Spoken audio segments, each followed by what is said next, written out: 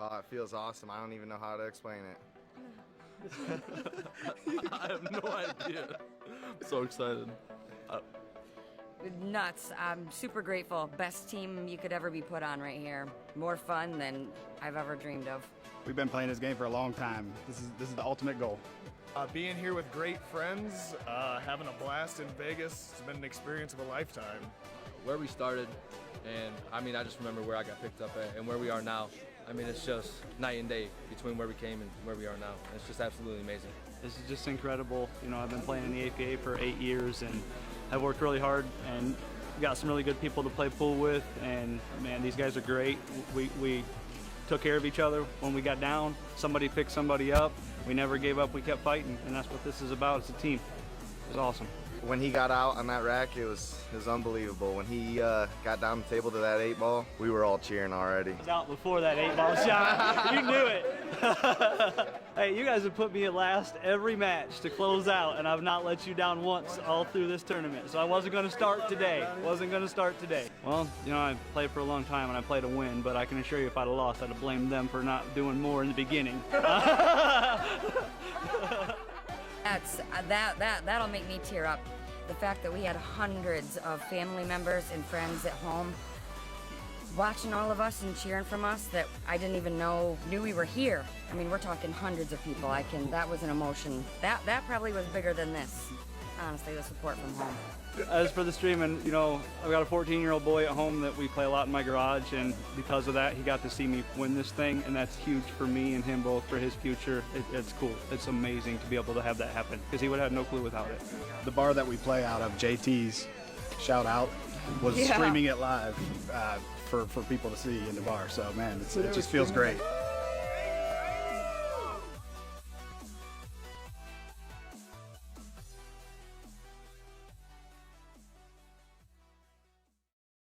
When about 3 years ago, Nick and I stood in those stands out there, okay, and we dreamt about the fact that could we put a team and be someday down there playing on those 4 tables. It's been a tremendous experience. Most wonderful thing that's ever happened to me. I'm on a team with nothing but heart and soul, and it's wonderful.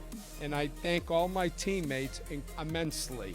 We said win or lose, whatever happens, we will always be together. We will be friends. That's what has really helped us along. I think that this was an example of where there win, lose, everyone pulled together. We all had our moments of brilliance and moments of failures, and there was never oh, you didn't do well. We finally made it, and we're here, and very excited about it. We'd like to thank the APA for allowing us the opportunity to come here.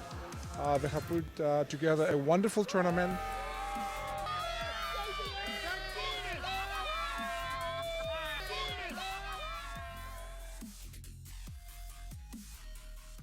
Feels unbelievable, to be honest with you. Kind of surreal. Very, very surreal. And I would never play this tournament without this guy. Best partner a girl could ask for. Did everyone see him throughout this entire tournament? Dancing up a storm, just keeping us going. The exact kind of partner you need. Best way to win a tournament is with one of your best friends. Yep. 100%. For sure. That's exactly what it was. The crowd was amazing, though. Having that many people there, friends, family, everything, that's unbelievable. That's what drove us, 100%. Amazing. Even throughout any of the other rounds, we've always had a good support behind us. So it's amazing to come down here and have that. Couple of crazy Canucks. Yep, a couple of crazy Canucks. Oh, Canada. What do you have?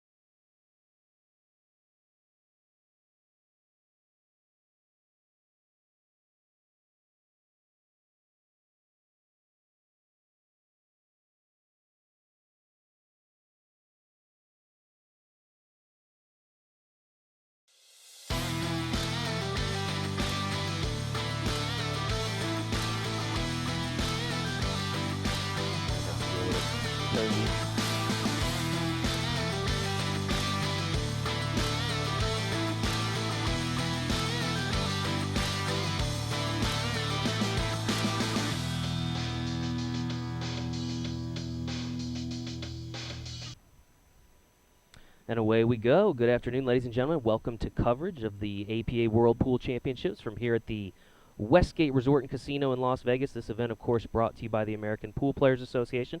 I'm your host, Jason Bowman. I am joined by the Black Widow, the Hello, one and everyone. only Jeanette Lee. Jeanette, good to see you. Same here. Thanks for joining us. Quite the honor to have you commentating with us this Thank afternoon, you. so we're thrilled to have you. It's so exciting to be able to be here for the ladies' final championship. These guys have been having so much fun, so many things going on here, and Yeah. yet they've been able to maintain their focus to get to this point. It's crazy because I feel like the event just started. I mean, I guess it's the 4th day of competition. We have like Yeah. another week to go, so I'm kind of, but here we are at the first of 5 finals we'll have. Of course, we've got today we've got the ladies 8-ball championship for you guys.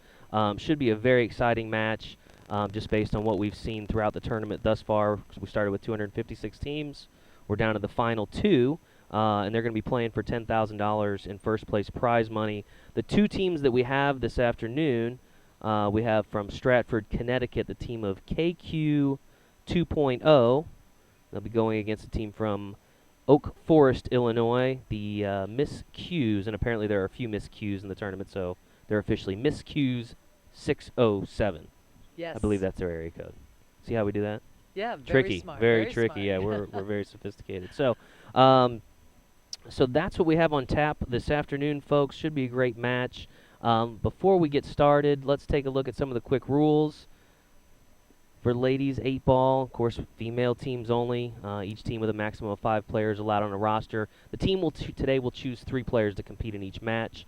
There's a handicap limit for those 3 players of a total of 13. Cannot exceed that. Of course, APA rules apply. Standard coaching rules apply, and this event is played by the 3-point scoring system. So let's go live to the table. I think the ladies are about ready to lag.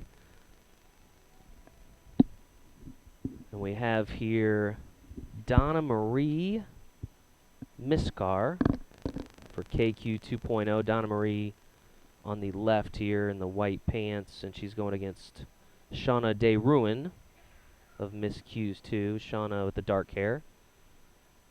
It looks like Donna Marie That's right. wins the lag, and we'll take the break, and off and away we go. Yeah, so they actually lag their ball down table, and whichever one lands closest to the end rail from where they broke from will win the lag, and they'll have the opportunity to break or pass the break. Right. They get that choice. So as Shauna prepares the rack here, we do want to look at the 3-point scoring chart. I know this is, for most APA members, this is going to look familiar, but for those non-APA members that are tuning in, so the way the 8-ball is played, it's a little different. So with each of these 2 players, if one of these players shuts out the other, they'll split a total of 3 points, and 3 points will go to the winner, 0 points to the loser. Should one of the players make it to the hill but lose, they'll split the points 2-1. And then if the losing player here is able to win just at least 1 game, the maximum their opponent can get is 2 points. So we'll keep you posted as we go. I know that can be a little confusing if you've never played with that point system, but Right, and also when he says made it to the hill, that's saying that you've won one less than however many you need. So if you need 4 games to win, but you got to 3, it means that you were on the hill. Where it went down to the wire and both teams needed to win that last game, because they made it so far and so close to actually winning, they get that extra point. Right. So, and it makes a very competitive match, Yeah. Makes the races very close. And so, of course, this is Donna Marie with the break here to get us started.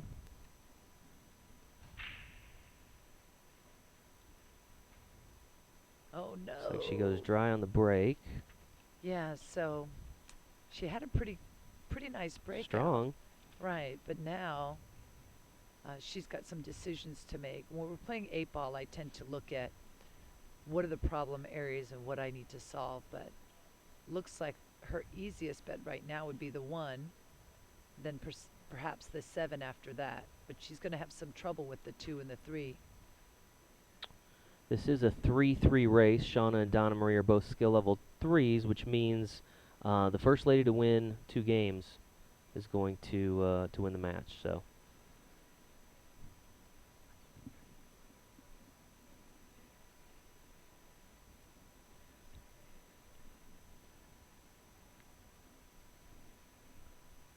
Again, this is Shauna at the table here for KQ. Oh, she's not going to like that. I'm not sure that she could even see. She made a nice cut, But at this point, oh, she can see the 4 ball, but it's going to be very difficult because she's jacked up, which means that instead of being able to hit the cue into the 4 in the top right corner pocket from what you're looking at, she's going to be able to pocket that ball, but she's going to have a tough time because she's stretching and she's not allowed to move that 10 ball. Again, Shauna being skill level 3, so she's closer to newer to the game, more of a novice player, not one of the higher skilled players you'll see in this match. So tough shot there. She just got ball in hand and gave ball in hand to, is it Donna Marie? Yeah, Donna Marie at the table now for KQ 2.0. And it looked like she hit it too softly, but she didn't mean to. Because she was jacked up over that other ball, she was only able to get a slight piece of the cue ball, and the tip must have slipped off of it. Yeah, and it's typical for amateurs, especially these, rated a 3, 2. You get into this environment, and there are literally probably, several dozen people in the room now watching. Kind of a pressure situation that maybe they're not used to. Donna Marie is showing some understanding of the game. Ooh, I thought she was actually really trying to break out that 9 ball. Because if she was able to move that 9 ball, she would still have the 11 ball to shoot after. But now she's going to have some trouble with this 9 ball later on. She pockets the 11 there. Yeah, now she's in trouble. Well, at least she can see the 9 ball. So it'll force her to have to play defense here. There's not really a good makeable ball. But as long as she hits one of her stripes, it's still going to be considered a legal shot as long as one of them make it to the rail. You can see in the top center of the table, almost center, there's the yellow stripe ball, the 9 ball.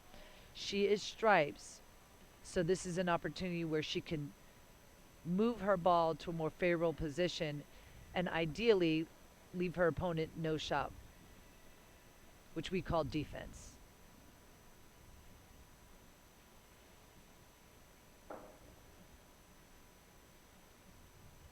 What do you think? Not what you wanted, I don't think. No. Actually, I want to hit it a little bit harder to make sure that the 9 ball is able to go in that left corner pocket. She left her opponent the 2 ball, and after that, she can either go for the 3 or go for the 4, but she's going to have some trouble with that orange 5 ball that's tight right on top of that 8 ball. So bring Shauna back to the table. Shauna will have miscues 2 here. She pockets the 2 ball. I can't believe how good she looks over the table fundamentally. A nice level cue, a firm, confident bridge. She's a lefty, huh? And nice stroke. Pockets the 4 ball there. Now, if she can see that 6 ball, if she can see that green 6 ball, I can't tell. It looks like if she can hit that 6 ball and let the cue ball follow and break out that 5, that would be awesome. Oh my gosh, Very that nice was awesome. shot. Again, I would have hit it a little bit harder to make sure, but that was a fantastic shot. I think she might be able to squeeze that 5 in past the 8, but she's looking at the red 3 ball, so maybe she can't. But I would not leave that 5 ball there if it can't go later. She's got some decisions to make. I was talking to both these teams before the match. Apparently, each of them shut out their opponent in the semifinal round. So both of these teams are coming off big victories. Oh my gosh! Oh. Earlier today. Well, she broke the table open, but that was pretty dangerous. She almost stuck the 8 ball in.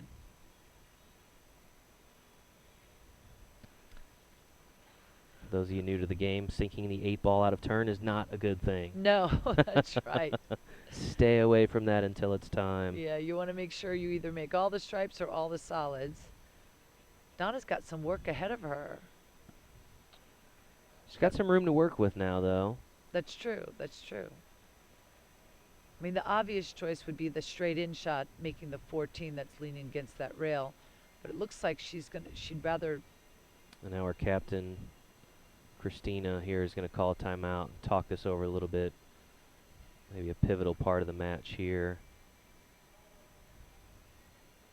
Again, maybe just trying to settle her down a little bit, too. Again, we're in the the first game of the first match of this finals, and I'm guessing there's a good 75 to 80 people now in the room kind of watching. And again, for amateur players that just aren't used to that, that's got to be like jittery, right? Yeah.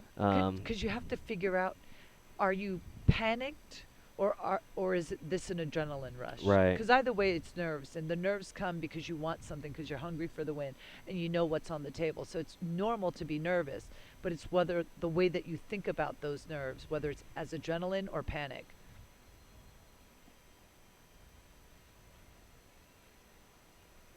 Nice shot.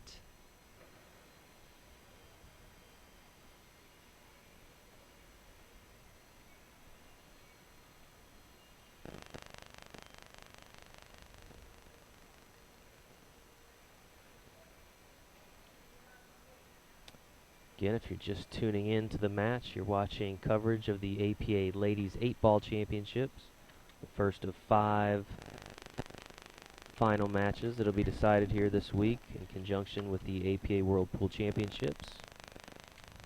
This is Donna Marie of Team KQ 2.0. She's taking care of business right now. Looks like she's giving it high, left-hand English, and she's going to come around 3 rails. Oh, I'm actually pretty surprised by that she didn't try to get a little bit closer to those balls, because she's going to be trying to make either the 13 or the 15, both of those striped balls, to pass in between that 8 ball and the rail. And when my cue ball is on the rail like that, where hers is, and watch the body foul. Okay, there you go. She's taking a good look at this. She's got to go for it. Now, if she can make that 15 ball squeeze by that 8, she'll have a nice shot on the 13 in the side. Ooh. Well, actually, this didn't turn out too bad because... She's blocked that pocket from the 8-ball, if nothing else, right? And she didn't leave her opponent a very good shot. So it's just a matter of... See, now, this is the tricky part. If she tries to go for that 3 ball somewhere, she's not going to have a good shot on the 5. But if she makes herself shoot that 5 and leave the cue ball down by where Shauna is right now, then her... Okay, so she missed that ball, but she left Donna Marie the 13 in the side, but it would have been great for Donna Marie if she could have done a combination, the 13 into the 8 into the 15, then she'd have the 13 next. Now if she makes the 13, she's going to be in serious trouble on that 15 ball. Right.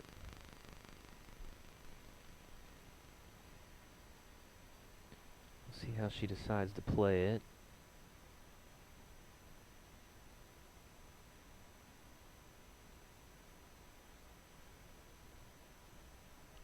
Now there's a possibility here. If she hits this 13 and hits it hard enough with just a little bit of right English, let it go down to the end rail and come around 3 rails, let that cue ball go right into that 8-15 next.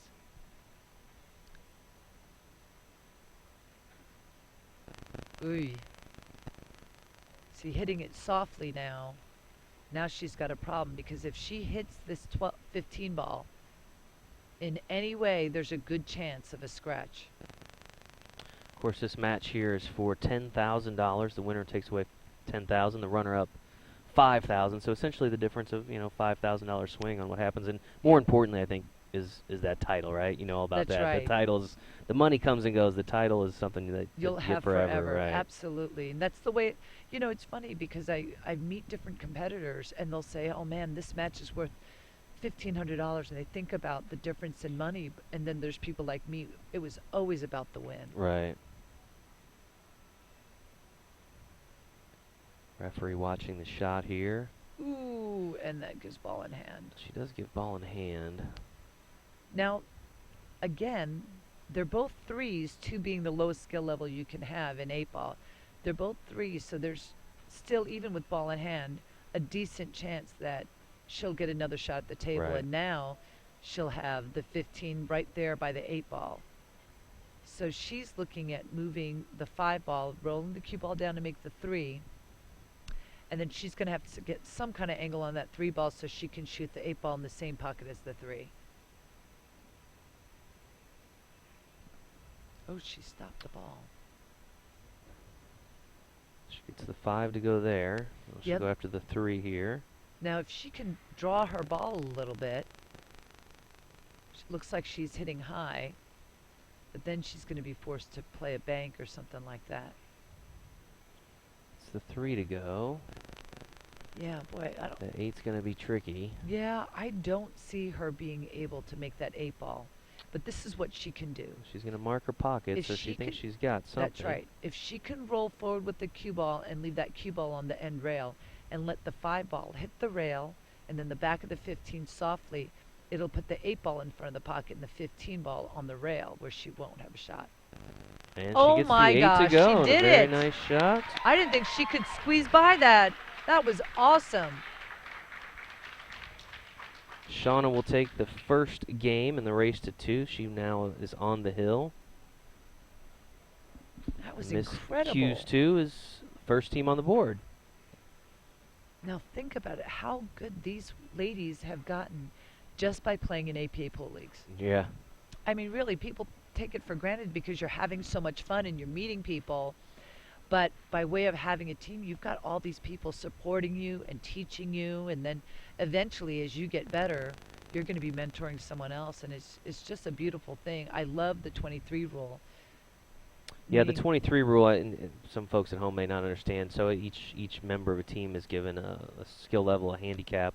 That handicap, the team of 5, cannot exceed 23 in any given match. So it does. It's part of the handicap system. It kind of balances that out. I mean, there's people in all handicap leagues that there's going to be some things that everyone doesn't like. But this does, the 23 rule allows people to have the opportunity to play a lot of teams. If there wasn't a 23 rule, you'd have too many stacked teams and it'd be not a lot of fun to play the same 3 teams all the time because no one else will want to play if they think they don't have a chance. Right. And with APA, you really do have a chance. I'm guessing neither of these ladies is overly thrilled with this this rack after the break. Yeah, didn't open up very well.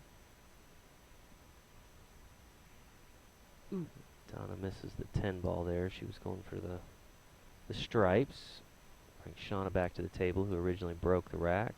And the table is still wide open, so she can still shoot at this 11 ball or really any ball she wants. So you were talking about players getting better and that kind of thing. I saw you up early this morning. You looked like you were giving some lessons. That's Is that right. a team you were giving lessons to? Yeah, it was. Well, actually, no, they weren't. They were all individuals that wanted to have some time with me. So it was Okay. an hour and a half, maximum of 8 people, and I go upstairs and work with them on their game. And this time, you know, it depends on the group, but this time they wanted to talk about the fundamentals, the stroke fundamentals, how to think, how to prepare for matches. And I just have a passion for it. I love Very this game. cool. I love this game. And is that something you're doing the rest of the time you're here? People can sign up for lessons. I know you stay really busy, like you're doing the exhibitions, and Right. you've got some sponsors that you got to meet with and do things for, and trying to Yes. relax a little bit too, I'm sure. Yeah, it's been a really good time because everyone here is just so excited to be here. Right. You know what I mean? They're just having a good time, and that just puts me in a great mood because I know that they do appreciate the time that I make with them. So at my booth, I challenge people, take pictures with them, sign autographs, and I'm over at the Poison booth a lot because, as you know, we just launched my new Black Widow Series 2. They're Nice. beautiful. I'm super excited about them because they play so great. But yeah, the clinics is another thing, just having that one-on-one time. But I love people and I love pool, so it's an easy thing. Awesome. All right.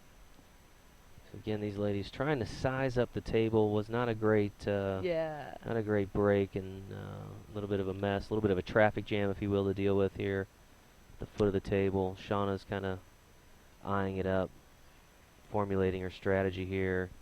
That's right, because even if she could make the ball that she's looking at, doesn't mean she'll have something. 3. I had the chance to talk to these teams, so of course Shauna is from Miss Q's 2, and we list them as Oak Forest, Illinois, but they say they're actually out of Wilmington, Illinois. So they were telling me a little factoid. I guess they've got, it's kind of a small town, but they've got 2 Olympians, and she gets that one to go. So that one Yeah. never hurts, right? That 6 just dropped in the side pocket. Yeah. APA rules, you do not have to call your pocket. You just need to have fun. That's it. So they have 2 Olympians currently, right, from their town, and then so now they're in the finals of this event. That's so right. they're like Something really in the water there. There's a lot of a lot of pride there in Wilmington, Illinois, for what's going on with some of the local talent. So that's a really cool thing. Well, she made the 6-ball, a stripe ball, so it looks like she's getting down to see if she can make that 4-ball. I guess she didn't like that very much. So now she's got to figure out what she wants to do with any other stripe. I mean, any other solid.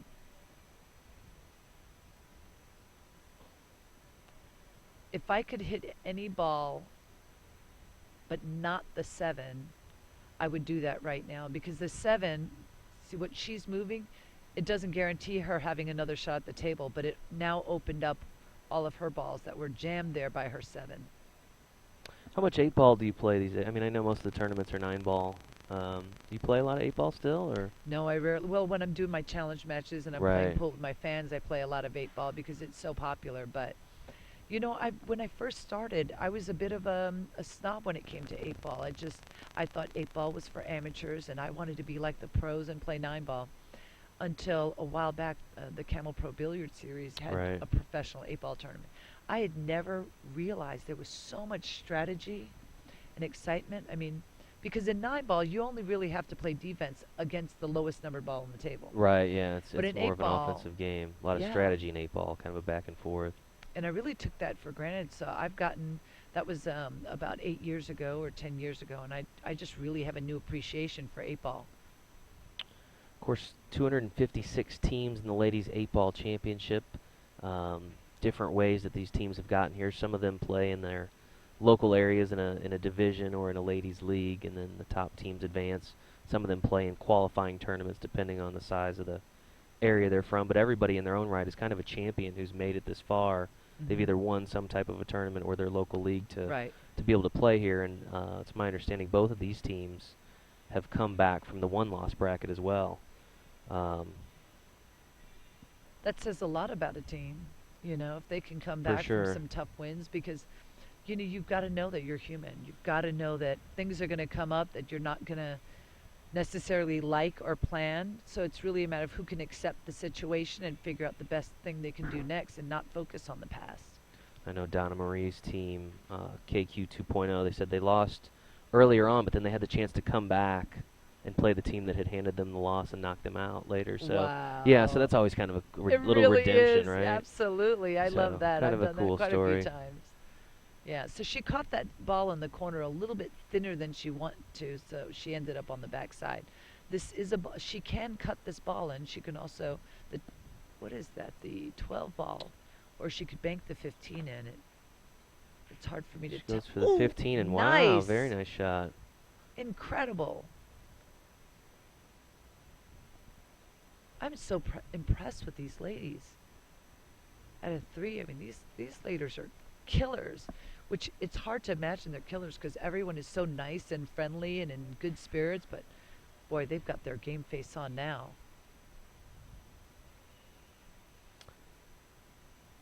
Yeah, and kind of what you would expect from some threes, you know, the ability to pocket some balls and really make pretty shots every now and then, but then sometimes position and defense and some of the other things are not as routine for them. So 1 second you'll see a nice break or a nice bank, and the next you'll, you know, see maybe an uncharacteristic mistake of a higher skilled player. So we'll see if she can take advantage here. She gets the 9-ball to drop. And this is where you can see, Yeah, well, you know, not sure what the if position a pro is there. was shooting that shot, we would have easily been able to draw our ball back. Right. And it's very easy to look at this 3 and say, oh, she's not a 3, but clearly she can pocket balls. But playing position is something that she still struggles with. And that's the difference, that and the number of unforced errors that you make. Because a lot of 4s, 5s, 6s, they can make all the shots we can make, but they're not as consistent. They don't have a good pre-shot routine. But look at her going around and really aiming up where she wants to go. I remember those days. I did that all the time. Put the work in, you'll get rewarded.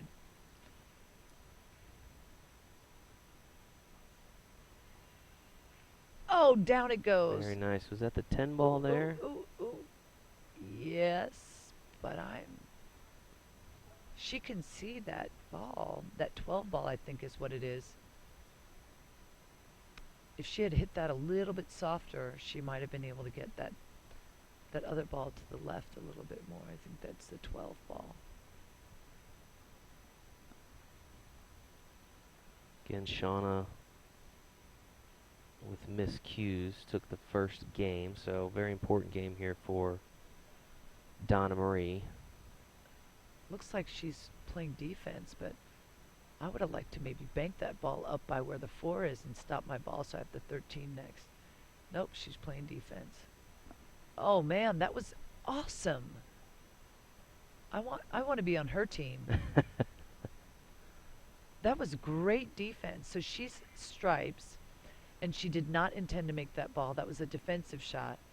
She wanted to loosen up that 12 ball while not leaving her opponent any reasonable high percentage shots. So she can see a couple of solids, but they don't have a pocket to go to. Yeah. Yeah, you can tell she was fairly pleased. You can kind of tell by her body language as she sits down and gets some words of encouragement from her captain. Yeah. As Shauna kind of sizes up the table. Of course, Shauna's on the hill here, though, folks. So, you know, she finishes out this this game and she takes this first match would be huge for her team. So she's got her work cut out for her. We'll see what she's got.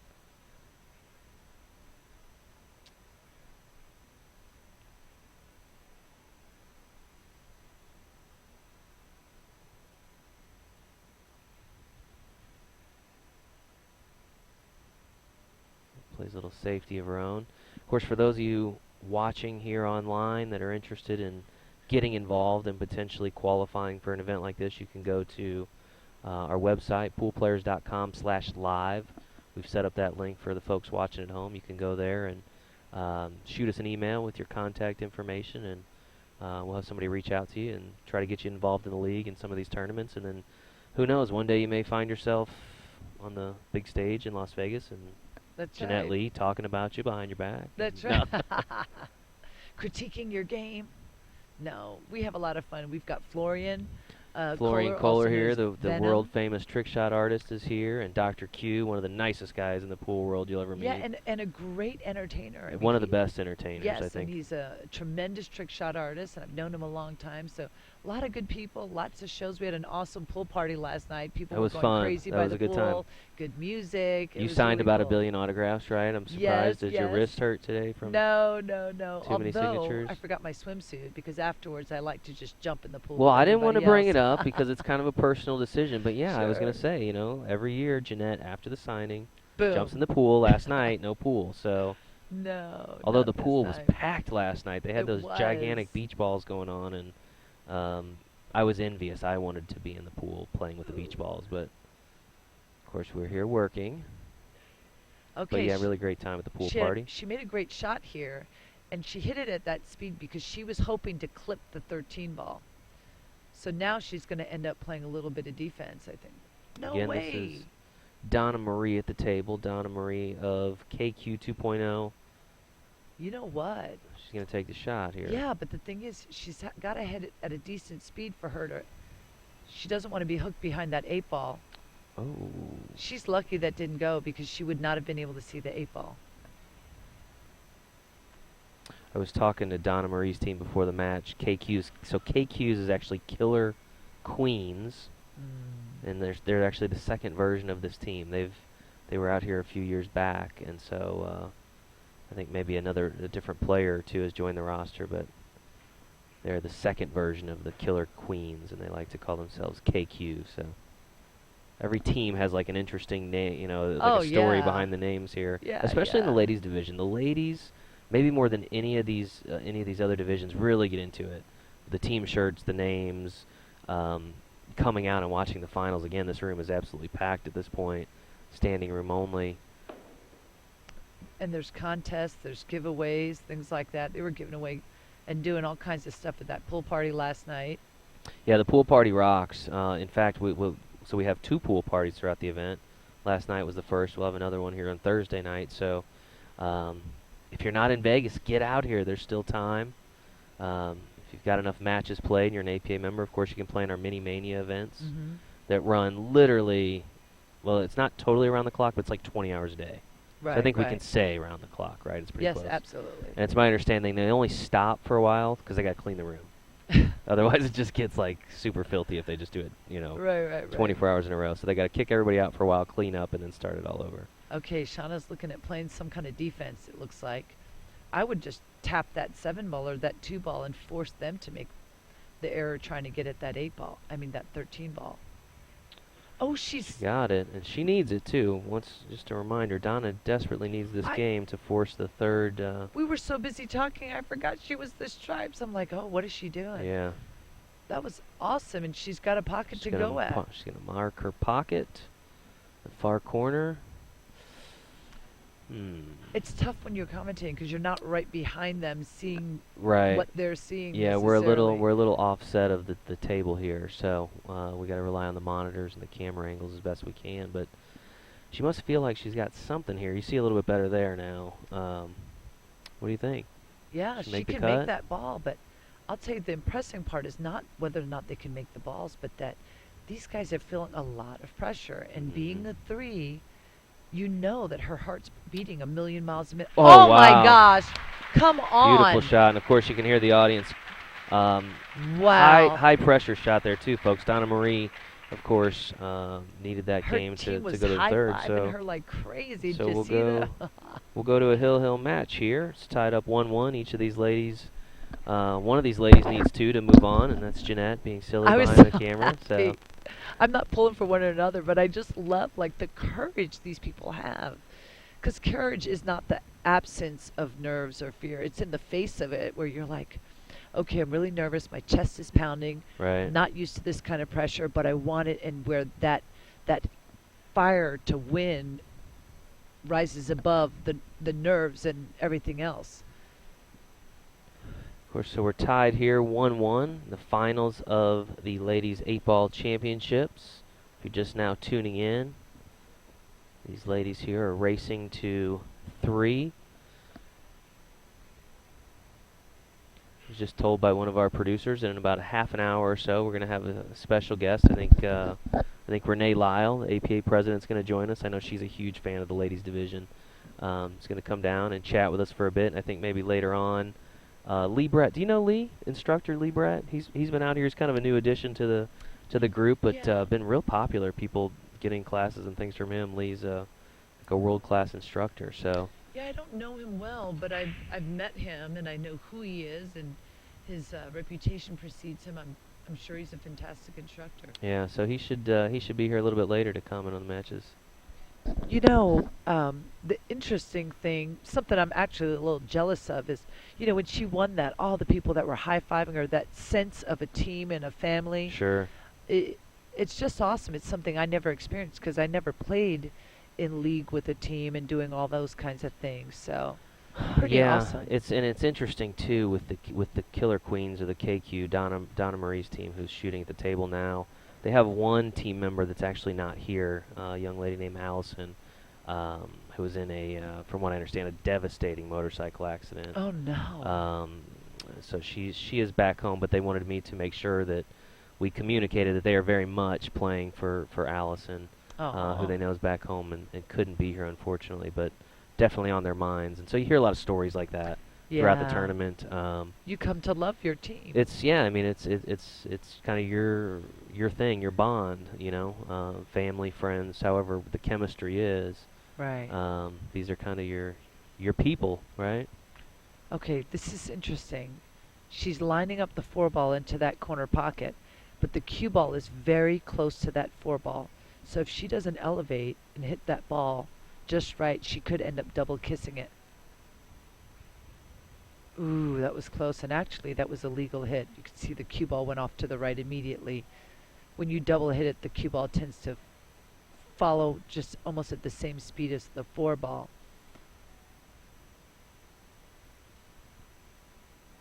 Okay. Again, these teams have up to 5 players on a team. Only 3, however, will play in the final round, and this is the first of those 3 matches. Okay, well, Shauna's got a bunch of stripes headed in front of her. 10-ball being the easiest shot, but she's this. I just love these kids. They don't look nervous, do they? They don't. I They mean, were I'm more just nervous, I going think, than for they it. are, right? Watching them. I mean, I feel I'm nervous. like on the edge of my seat. Yeah, I mean, you feel kind of this like pressure because the room is very quiet and there's all these people, and these ladies look very comfortable, like they're back home in their pool room or a local bar wherever they play. Oh yeah, no, these are killers. You can see them; they're strong, and it's amazing because after the round, all the smiles and people are so sweet, kind, and it's awesome. I mean, they're just coming with everything, but their confidence level, their attitude is just.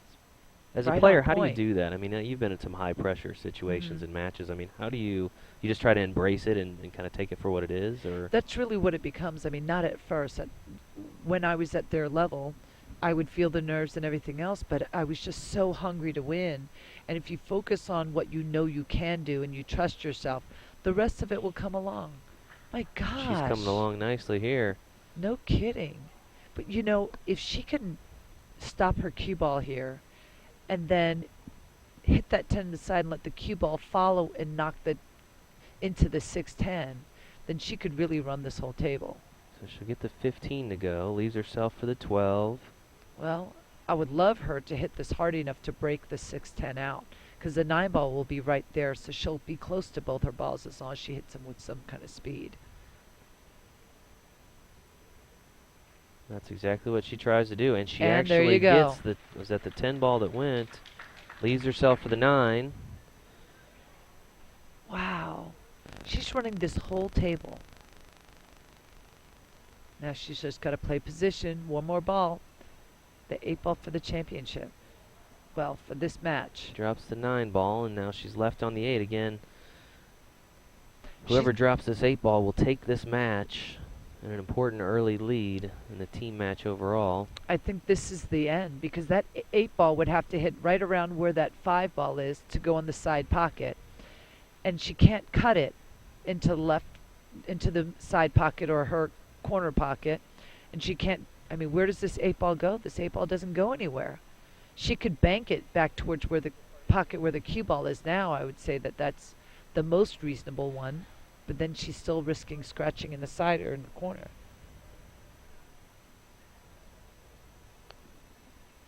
Taking a good look at everything. Yeah, can't afford to make a mistake here at this point. No balls left on the table. We've seen Donna Marie can shoot the ball. That's right. I've seen them both run the table at this point. Maybe not the entire table, but a good, 6, 7 balls. So while she marked her pocket, it looks like she was maybe playing a little safer there. We'll see if that strategy works out, though. It works out if she can't see that 4 ball.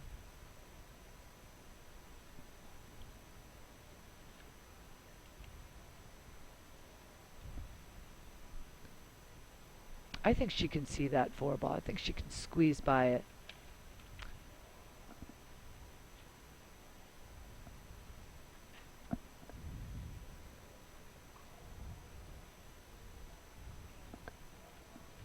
Taking her time out to talk to her captain.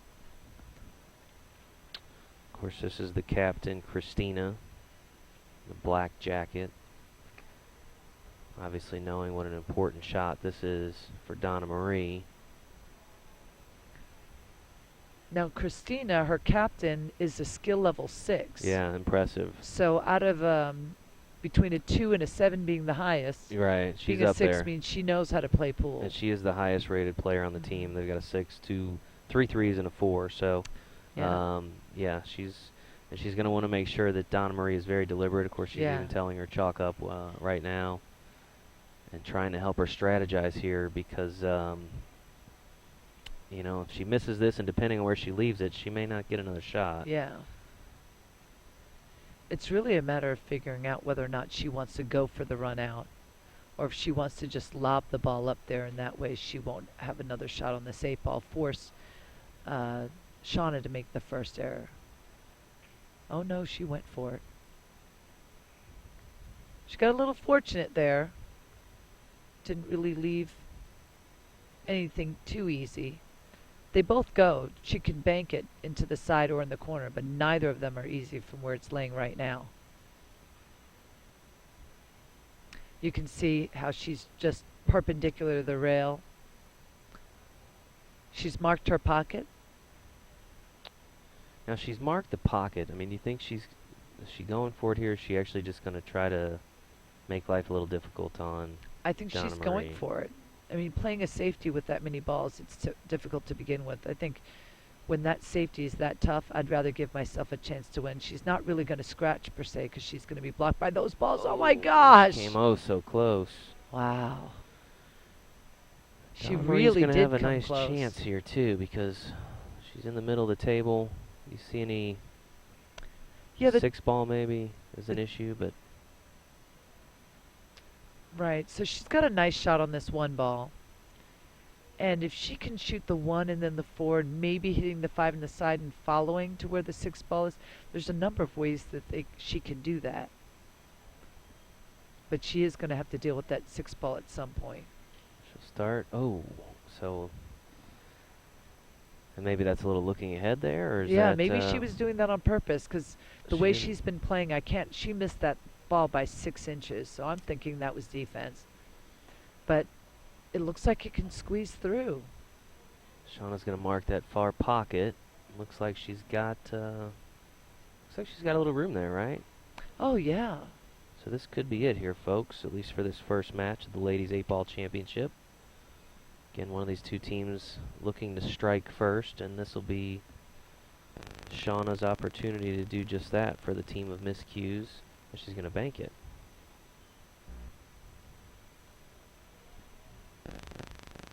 I think that's going to come long. No way.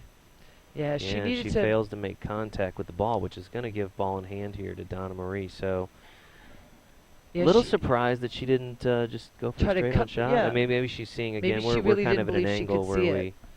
we don't necessarily see things as well as the players at the table. So She may took just a not good have look felt- at it. Yeah, she right. took a good look at it. So if she could see it, I think she would have. But the problem was that cue ball was near that corner pocket. She really needed to hit the rail where the 1 ball is. So when she goes that deep, you need to hit it with a little bit of draw and stiffen it up to shorten the angle into the 8. It's interesting too because I was just thinking. I don't think I've seen anybody from the miscues. Have they taken any timeouts? I No. don't- Yeah, so maybe it's an opportunity there where the captain could have said, "Hey," but now Donna Marie's going to have a chance here at least. That But you 6 were ball saying still. something about Helen, right? Because Helen was the 6 on their team.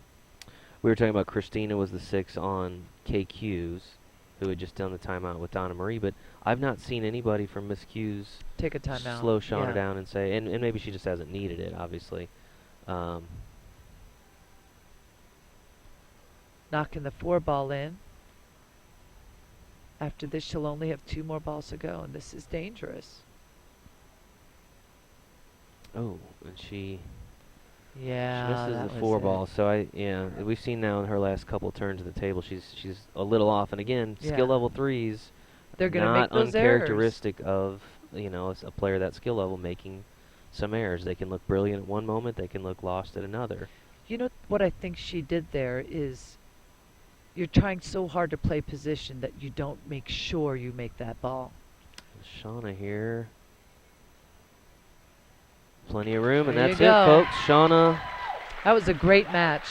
puts Miss Q's 607 on the board first. That is a 2-1 victory for her. 2-1 victory is going to mean they're going to split the 3 points from that match 2-1. Yes. So Miss Q's 2 with an early lead. Of course, still a lot of opportunity left for KQ2, but this next match is going to be crucial as the ladies figure out who they're going to put up next. Let's take a look at some of the rest of the event we've had going on. Of course, this is our 4th full day of the tournament here at the Westgate. Just a ton of stuff going on. We talked about the pool party.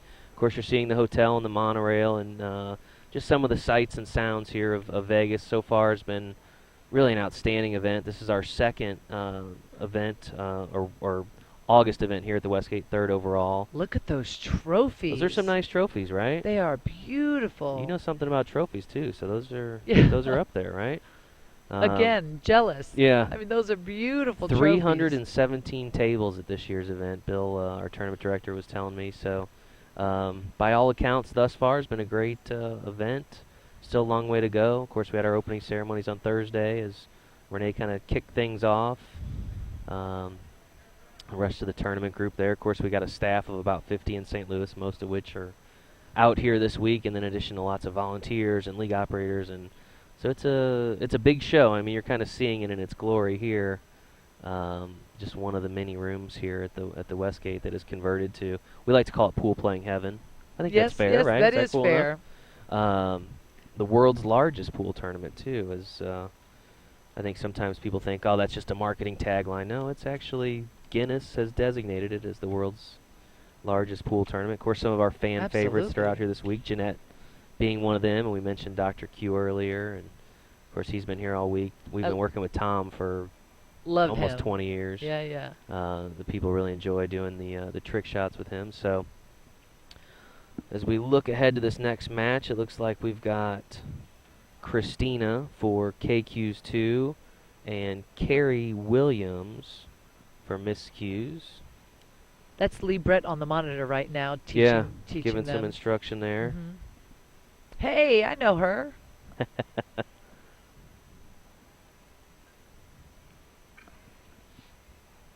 Looks like the ladies are preparing to lag.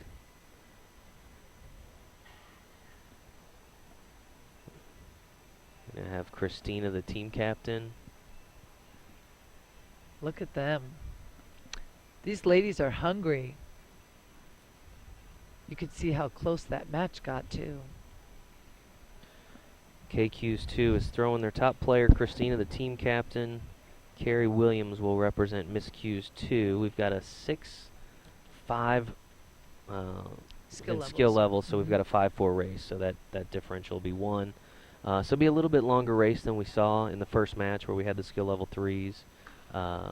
But should be an outstanding match. 2 of the higher skilled players on each of these teams here. So Christina being, they're both in black, but Christina being in the long sleeves black, Carrie being in the short sleeve. Carrie, interestingly enough, is, I don't know that you can tell so much, but she is actually 6.5 months pregnant. She told me beforehand. Yep. She's got a baby boy on the way. So, you know what we learned on the Pro Tour, we had a number of players that got pregnant and had the best match in their career. Like Mary Kennison Garino, who's one of the top players at that time. She was pregnant, 8 months pregnant, won her first major in a very long time. Something about there's a calming effect that happens when you're pregnant, where you can handle the nerves a little better. Carrie scratches there on the break, so she'll turn the ball over to Christina. It will be behind the head string to start. And the table, I don't believe anything was dropped there. I didn't see anything but the cue ball drop. The head string is an invisible line from the second diamond on the long rails from your right, where she broke from. She's kind of got her cue crossing almost there, but so the cue ball cannot pass any further than the second diamond. And you can see she's going pretty close to that line. Looks like she's going to shoot the 4 ball on the side, or at least attempt to. Because the 4 ball is beyond that imaginary, what we call the kitchen. Ooh. Well, that is uncharacteristic of a skill level 6. Yeah, for sure. She was thinking more about the cue ball, not the object ball. Yeah, and I guess you probably see that with amateurs. Sometimes they get ahead of themselves. It's not necessarily the next ball as much as what am I doing 2 and 3 shots down the line. Yeah, because the decisions really should be made standing up and picturing the shot made standing up. Once you're down, you have to forget about everything and just make sure you make that ball. It's critical. So instead, Carrie will pocket the 7, and she will take the solids. Picks up the 6. I'm guessing she's going to go after the 4 here. So what is that like? I mean, you played some pool when you were pregnant, right? I mean, what is that like to, I mean, how does that affect kind of your posture and stance and shooting? I mean, it's got to have an effect, right? Well, most people say they do. I know that not everyone know that about my health issues that I've had. Sure. But actually, I was not able to play after, I think, the 8th or 9th week that I was pregnant.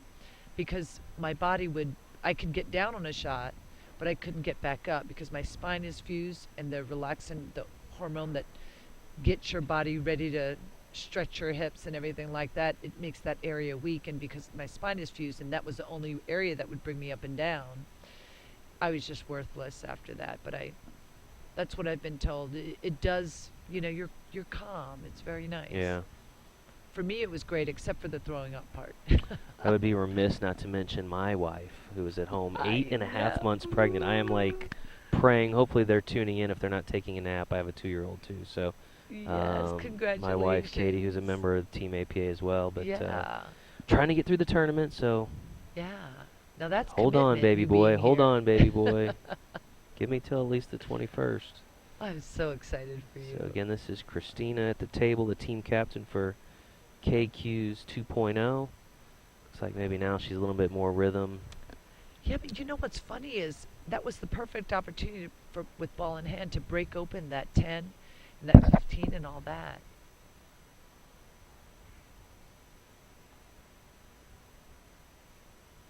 We talk a lot about the pressure for these players with kind of the stakes here and all the people in the room, but yeah. I would think when you're, the captain and you're the higher skilled player, there's definitely even a greater amount of pressure because you're kind of expected to, right.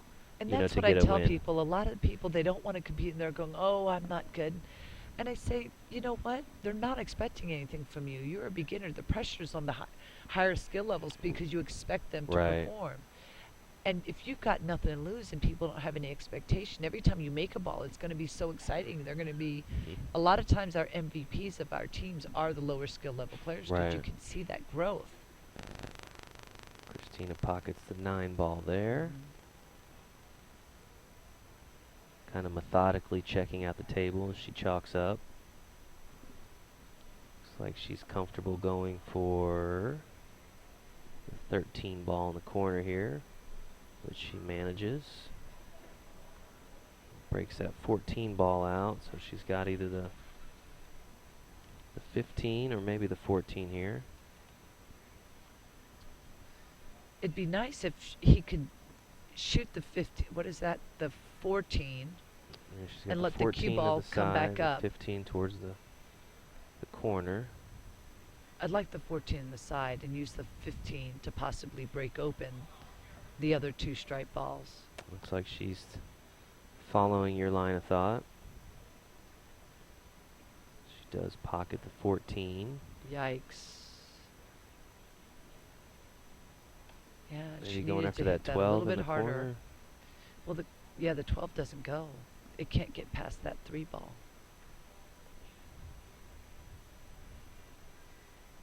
She can't see the other. She can see the 15. I almost would rather not make this 15 ball, but block that pocket. That way, it's going to be that much tougher. If my opponent, Hold up.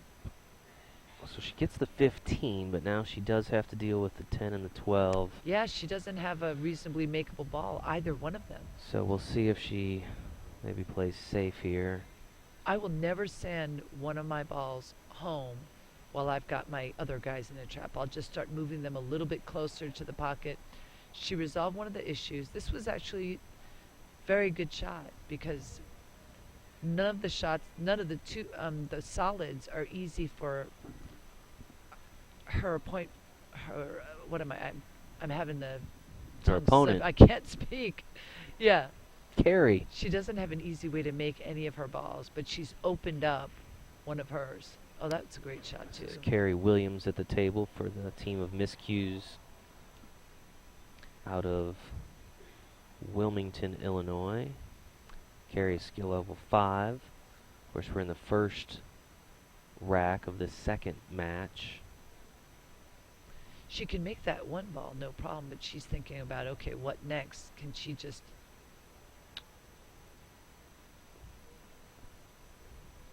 She knocks the 12 out of the pocket.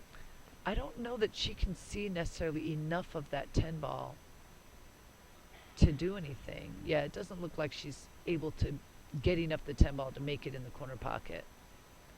It does look like she can see this 12 ball down here. If you're just tuning in at home, you're watching live coverage of the 2016 APA Ladies 8-Ball Championship, one of 5 divisions to be decided throughout the week here at the APA World Pool Championships.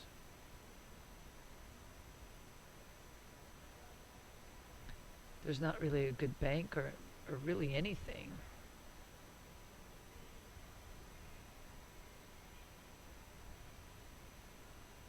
Pretty sure she can make that 12 ball, but if she doesn't have a good place for that 10 ball, there'd be no point in that. She's going to play defense somehow. Wow, that is awesome. Opened up her ball a little bit more, but left her opponent a tough combination shot.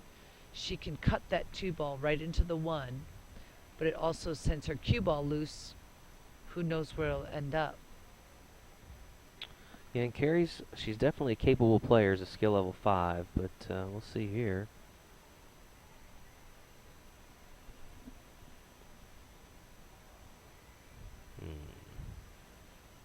Okay, I think she was hoping to block up that 12 ball a little bit more. I still think that it goes. So if she can hit that 10 ball softly and end up around where the spot is, she can still cut that 12 ball in later. She just needs a little soft speed, a little finesse. Drops And the 10. I think it's still good. I think she can Force can make that 12 this. past the 2. Yep, and if she hits it hard enough with draw, she can still get position on this 8. Or she can hit it softly.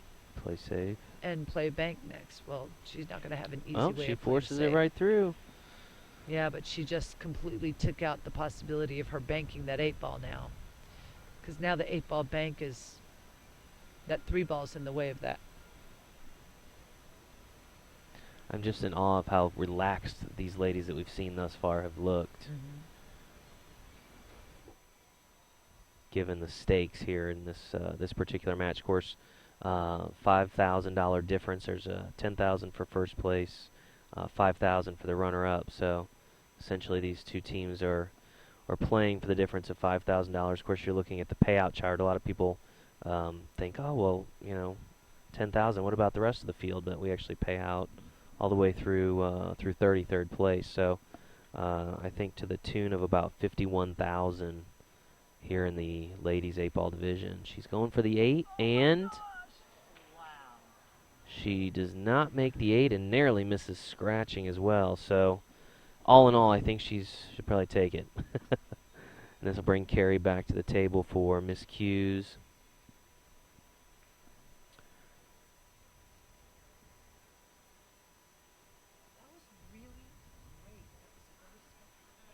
That was a really smart shot. So actually, Christina has only the 8 ball to make, but she played defense. Instead of trying to take some tough shot, she made sure to not leave Christina a good makeable shot. Therefore... Yeah, what do you do with this? I mean, if this is you, if this is the Black Widow here, what are we doing? I'm probably going to hit this. I can hit either rail, either the rail that's right by the cue ball and 8, go rail first and then cut it in. A little bit risky because you could end up hitting that 2 ball, so I'd have to hit in the rail with a little draw. But I can also hit down by the corner pocket in the top left of your screen. Just hit just short of the pocket with low right-hand English and draw and go basically 2 rails. I think she's trying to see if she could see enough of it. She's got the corner pocket marked. Of course, there's a referee also standing off camera that you don't see watching the shot, or you can kind of see his shoulder. Making sure that she does not strike her opponent's ball first, which would be a foul and ball in hand. I don't think she can make this ball. It is possible to make the ball. You either go 2 rails, hit short of that top left corner pocket with a lot of draw and a lot of right, and make that, or hit the side rail with a little bit of draw. But Christina does still have a timeout, I believe. I don't think she's taken one. Of course, she is the team captain, and she's just going to hand the ball over to Carrie and concede the ball in hand. So, wow, not comfortable with anything there. And but if I'm going to do that, I'm going to send that 3 ball or that 1 ball all the way to the other end of the table and force her to have to deal with yeah, and you can kind of see a lot her. of traffic. You saw her as she sat down, kind of justifying it to herself in the chair. Now talking to her teammate in the corner there. This is pretty good actually.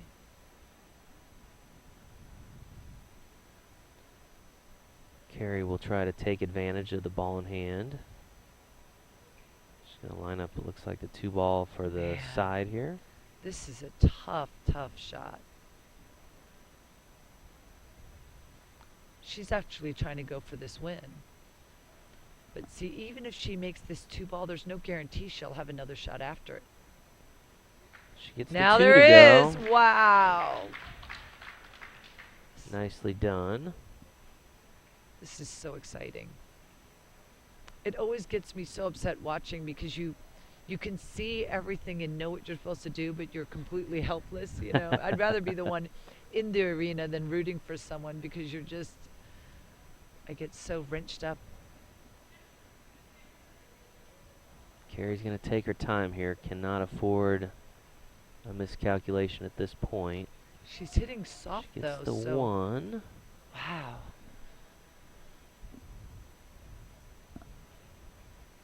She's going for this 3 in the side. This was a tough run out for her. Guess she didn't feel comfortable with drawing the cue ball back and punching it. But puts oh the my 3 all the way God. down in the corner and leaves These herself for the people. 8-ball. She's going to mark her pocket, and by the looks of it, she's going to jump on the board first. She stretches across the table. Again, 6.5 months pregnant, stretching across the table. Yep. And There still you manages go. the shot, so she is on the board first. That is Carrie Williams of Miss Q's 2, taking the first game. And I got to wonder there, you think Christina's second-guessing that ball in hand, handing that over without trying to execute a shot there? Because, again, she didn't make it back to the table. So no, but I think that she was so sure that she was going to scratch, and you could see with her opponent that was the right thing to do because she had to come with quite a few shots to win that match. So I think she was the favorite to still win that match if this woman didn't decide to just take it. right. So Carrie is on the board first. She's racing to 4. Now needs just 3 more wins. That's a great break. Solid. She made a stripe, but a nice solid break. Pretty open table here. You can see if since she already made a stripe. 13. There's the all the balls. There's pockets for all of them. So Again, 256 teams in this year's Ladies 8-Ball Championship from all around the country, some from Canada. there's a real possibility that she could run this table.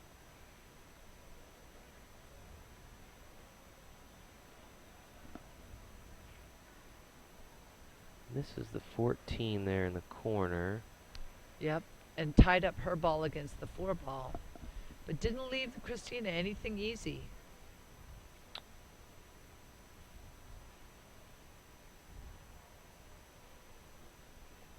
She's looking at maybe hitting this 3-ball. Now you can see she can hit that 1-ball on the side, but because it's frozen on top of the 8-ball, she may not want to risk miscuing or not shooting something comfortably.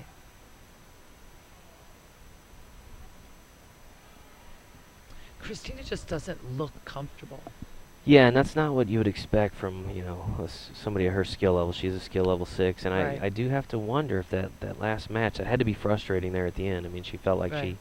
she had a shot, realized she didn't have a shot, handed ball in hand over, and Carrie runs out. So we'll see if that affects her moving forward.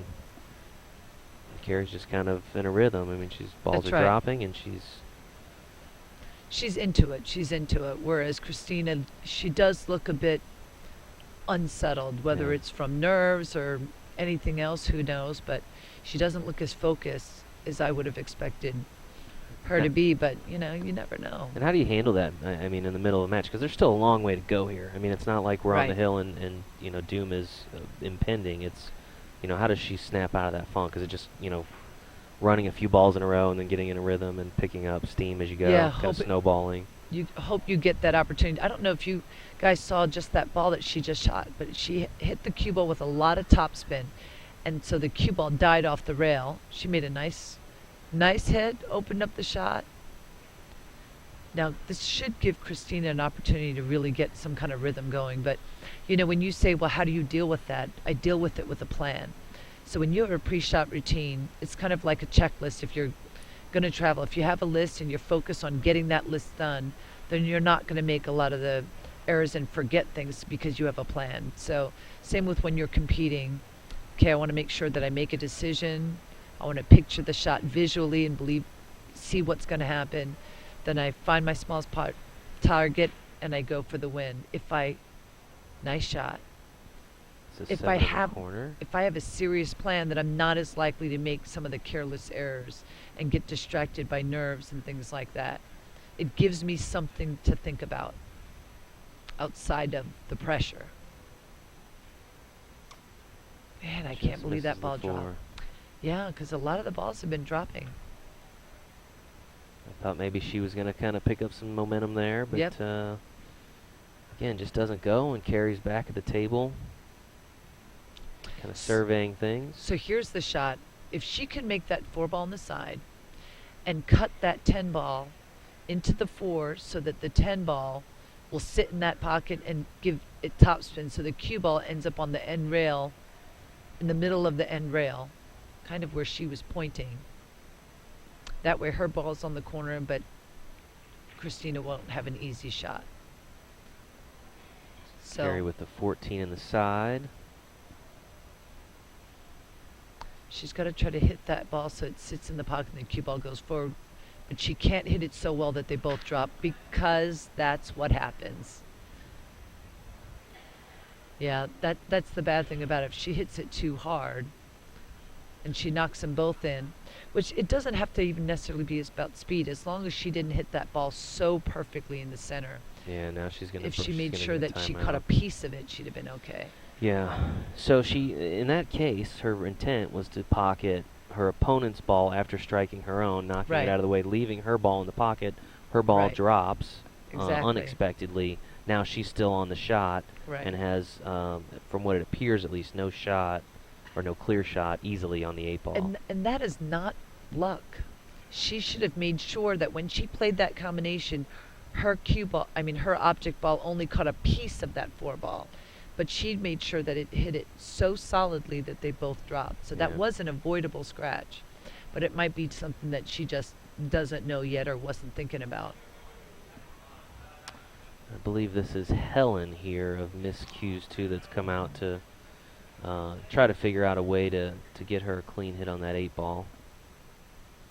Helen being a skill level 6, the highest rated member of the team. So apparently these ladies have all been playing pool together for some great number of years and kind of met through playing pool. So coaching her up here. Yeah, so this is what I'm thinking. If she can go off the side rail and aim for that 8-ball in the corner pocket, and she catches the bottom part of it, even if she doesn't make the 8, the cue ball should go off the rail, off the 8, hit the bottom left rail, and end up right where that cue ball is right now. Oh, she was trying to... Just missed it. Yeah, I was thinking that she was going to hit the rail on the top part of the screen and catch it straight in versus trying to bank it. Because at the speed that she just hit it, even if she hit the 8, it wouldn't have had enough speed to make it one rail into that side that she called it at. So as she failed to strike the 8-ball, she gives ball in hand back to Christina, basically meaning Christina could put the ball anywhere on the table and begin her shots from there. So she does have a little bit of work cut out for her, but with the ball in hand here, I mean, what do you think? Has she got a chance to run out? Oh, yeah, absolutely. She's getting one of the tougher balls out by taking ball in hand there. And so then after leaves that... herself for she's going to take the 5 here? Yeah, back down to the... I would have liked to get rid of the 1-3 first, and then the ball that she just shot, and then the 5 and the 8. Because now, if she makes the 1 and the 3, actually this is good if the 1 ball goes. Yes, it does. So she should be going for the 1 first, then the 3, and then come back down for the... And this is where her being a 6, oh my gosh, she banked that ball in. Again, we've seen a few mistakes from her that we maybe wouldn't have expected, but I have a feeling that if she kind of gets going, she may be tough to stop. That's right. If she can just get a little warmed up. Right now she's jumping up a little bit. She's second-guessing herself. She gets the 3 ball. She's going to watch the cue ball come to a stop, grab her pocket marker. I'm guessing the corner is where she's going to be aiming. She marks her pocket there. You know a lot of the players have these little pocket markers Right, that are right. symbolic of things. It's like a half an 8 ball there to me, but When I feel that nervous, I remind myself that I want this, and I get myself hungry again.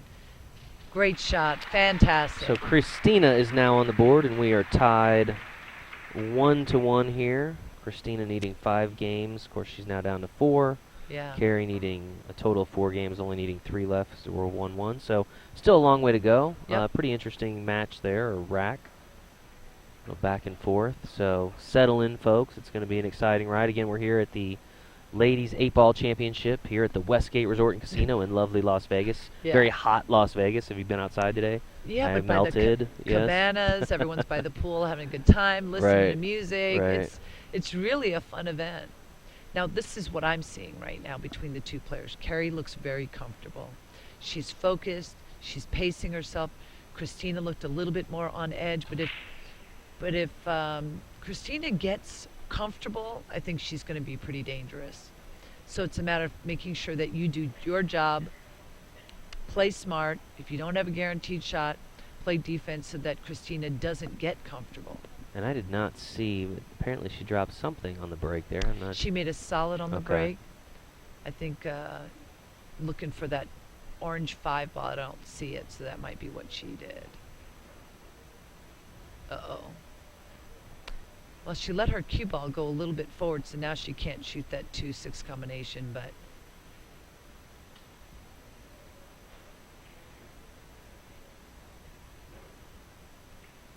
that's actually okay. I don't think that she can see that 12 ball enough to make it.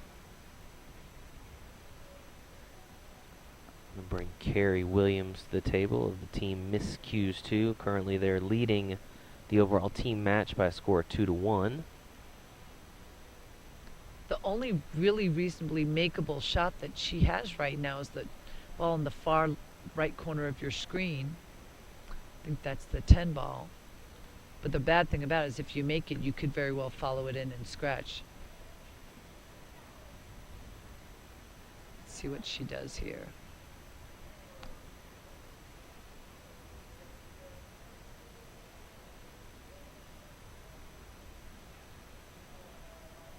Hard to know what she's thinking.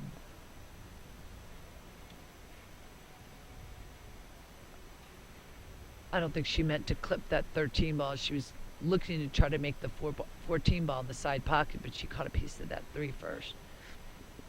Again, you're seeing our scoreboard here. Christina, who's at the table, skill level 6, needs 5 games, has 1.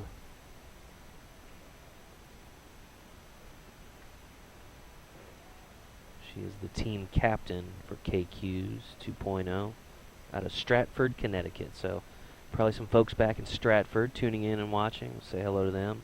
One of the cool things about streaming these events too is especially as these teams get into the, the final round, they can call home and say, hey, you guys can watch, Right, you guys right, can tune in. right. So I know we've got some leagues around the country that do like little viewing parties at their local spots and have everybody come out and watch. So it's kind of a nice byproduct of being able to bring this to the folks. Oh, yeah. Back home, get a little taste of what it's all about out here. Because all your league operators and all the other players, they're rooting for their teams that are in their league. Sure.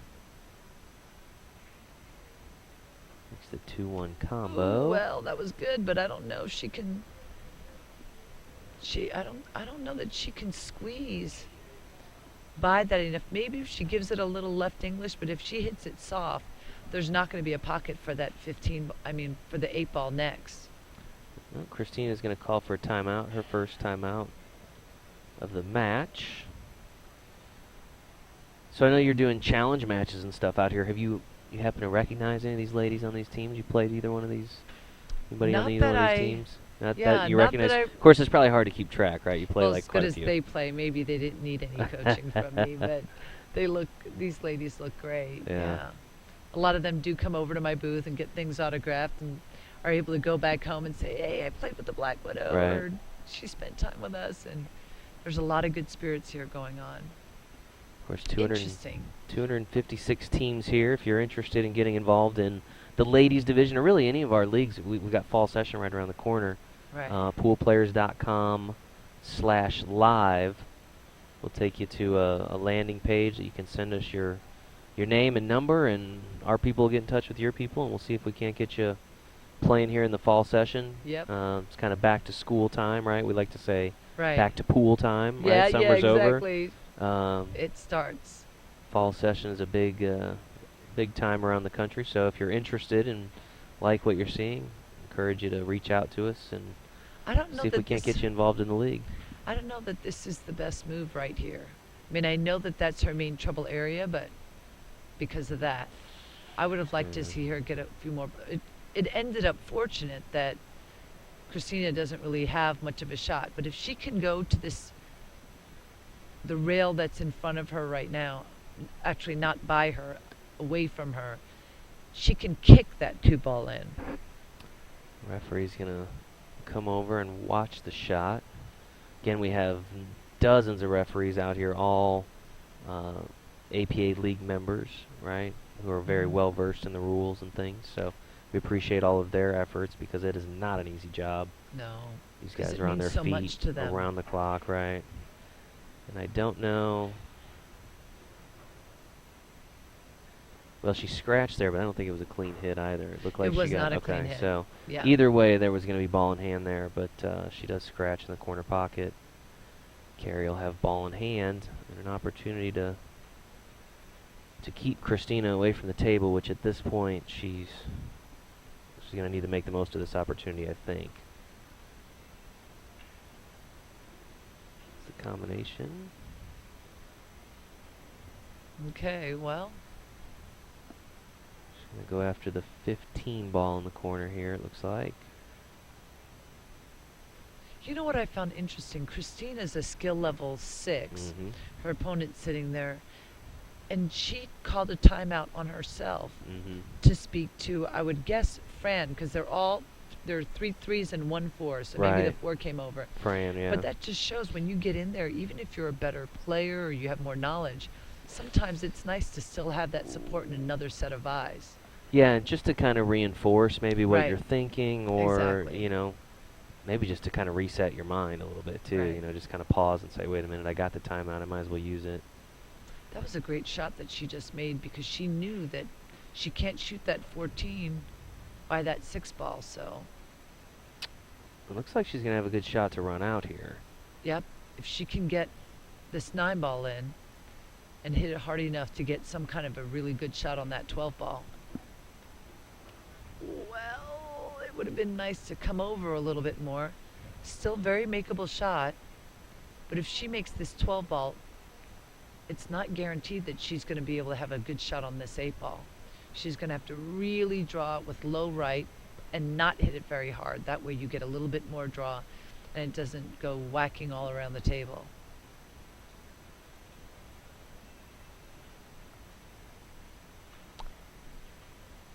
Time to talk about it. So she takes a timeout here, and this is Helen Manzella of Miss Q's that's going to confer with Carrie, give her a little pep talk and maybe a piece of advice here on the table. What they're talking about is trying to figure out whether or not she plays safe or if she goes for it. Because she knows if she goes for it, she still might have a pretty tough shot on this 8-ball. But if she doesn't, it's pretty tough to play safe. She'd like to get the cue ball on the other side of the 8, blocking her from her ball. But there's a chance of a scratch if she tries to hit that in a too thin. So, see, they're really talking a lot about it. So if she hits that really thin, then she may not have.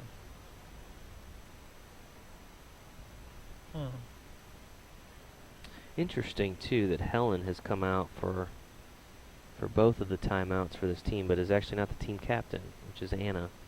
So kind of a different thought process sometimes. Not always the captain that is Right. the best player. Sometimes they are Right. just the best at organizing the folks, right? Right. And sometimes they lean towards the higher skilled players. So Carrie back at the table here. Shooting at the 12 ball.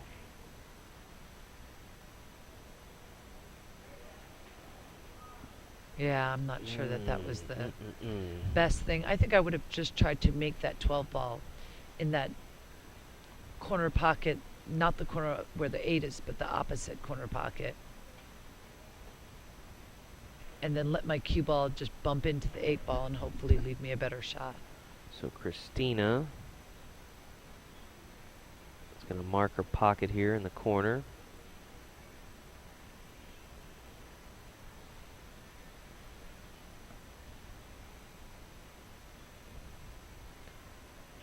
And she pockets the 8 ball. Good job.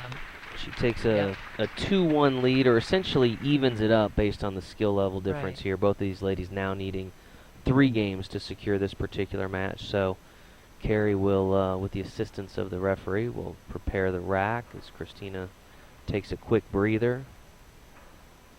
I'm really impressed with the amount of people that have come out to watch this final round. I mean, the room is absolutely jam-packed. I see maybe a couple of chairs, but that's about it. So really one of my favorite things about the ladies division, the camaraderie amongst the ladies seems a lot more in play than maybe some of the other divisions. They're very rah-rah for each other. It's a very cool dynamic. Some of the ladies teams have come out to watch this because this is where they want to get next year. Right. They want to be in that position. Well, and then of course these teams have all of their friends and all the teams that beat them on the way to check them out. And sure. Well, that's interesting that you say that, because both of these teams playing in the finals have been here before for this event, but not placed, high enough to. And so, but they were able to utilize that experience. Right. Exactly. And that has played a factor in, at least according to them, in their success thus far this year, particularly because they both lost earlier round matches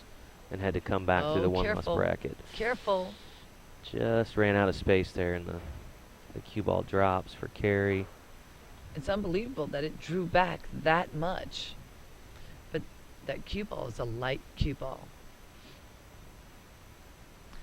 What that happens is if the cue ball's lighter than the object ball and you put backspin, it's going to fly backwards, versus if you had a very heavy cue ball and you hit a ball, it's going to want to go forward.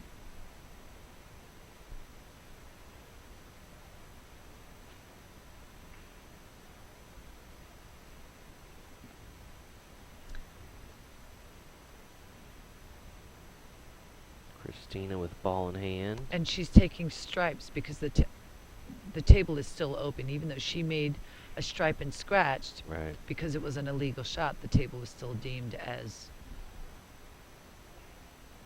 okay, open.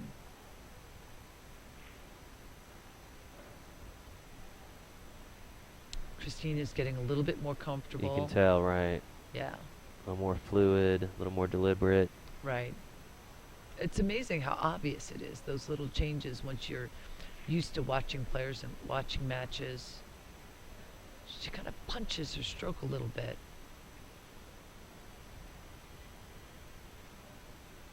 Again, Christina's with KQ 2.0. They're out of Stratford, Connecticut.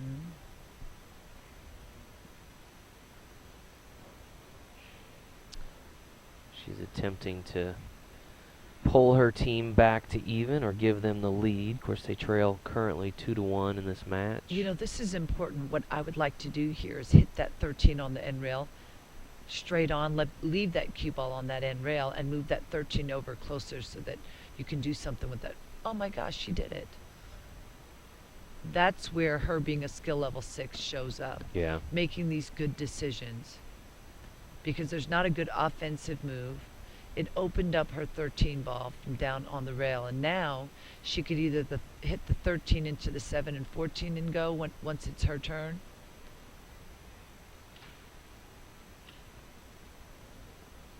So she can go for this 13 ball straight in the pocket, but Christina's not going to have another good shot on this 14. So I would take the chance now and hit that 13 into the 7, into the 14. Knock it out that way and leave that cue ball down there so that I have another shot on the 13.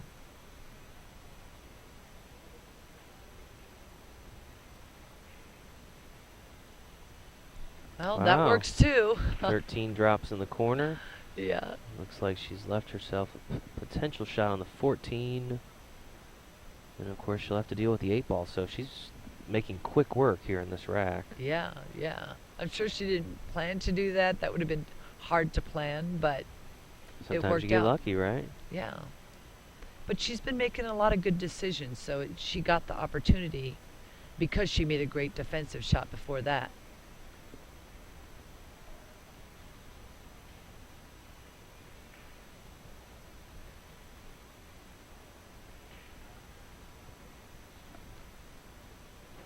Okay. Banks the 14. Yeah, maybe she was comfortable with that. This will be interesting here with the 8-ball. Yeah, she might be able to hit this pretty stiff and hit it on that end rail and have the 8-ball come between the 2 and the 6 in this side pocket. Or she could cut it in the far corner pocket.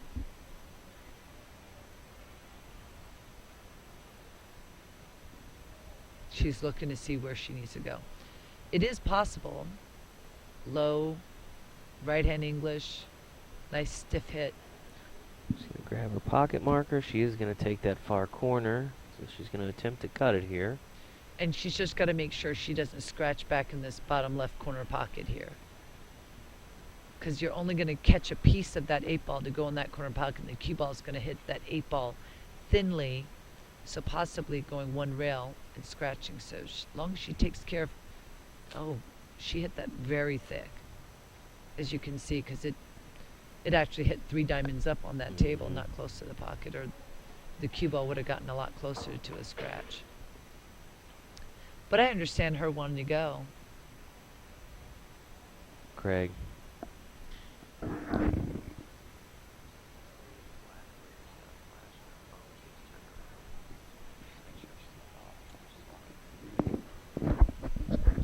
a little flash photography here in the room. Of course, most people...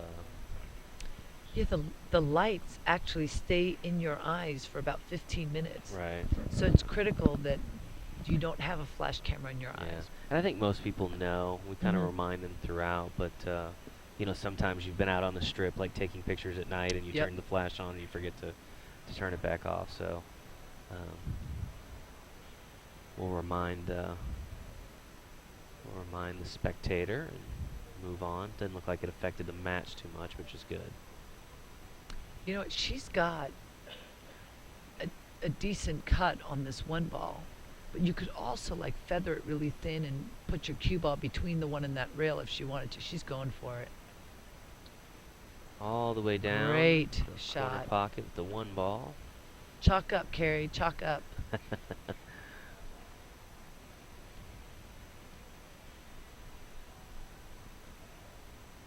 There you go. She grabs the chalk. Every time, every time.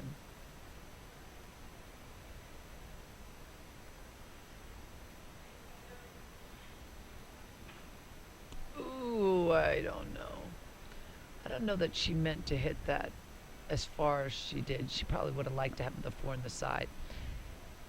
So at this point with her, I mean, is she kind of thinking, I got to run out here, just based on Christina's skill and where the 8-ball is at this point? Yeah, you're just going to have to go for it. Shoot the 7 in the side pocket and leave the cue ball a little bit harder than... Yeah. She had an opportunity here, just a very long shot. So we'll see. Right. Certainly a makeable shot, but a difficult one here. Yeah, and the cue ball is going to get a little bit close to this far corner, but if she gives it a lot of top spin and a nice smooth stroke, she should not scratch. And as you can see, she cut it a lot, and that's why she scratched. If she had made it, it wouldn't have cut as much, and she wouldn't have scratched. And that's going to be a critical error because, as you can see, Christina on the 8-ball has already marked her pocket. She'll take ball in hand here, but barring a major mistake, she's gonna grab this game and kind of open up. Really, our first commanding lead, I think. So far, absolutely. She now needs just 2 games to secure the match. Carrie now still needing 3 games. That was a big swing. The difference between 2-2 and 3-1. Yes.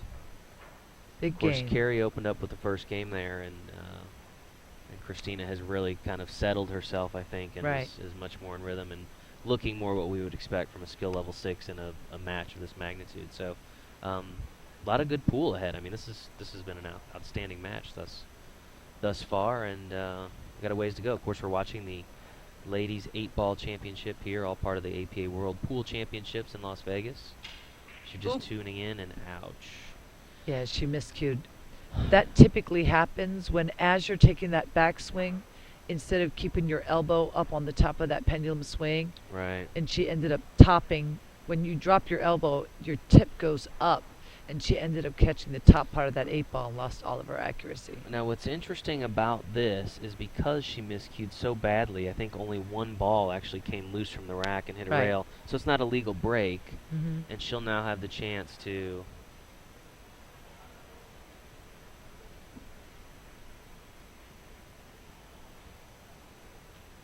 re-rack, and so we'll kind of reset now, and Carrie will take the break.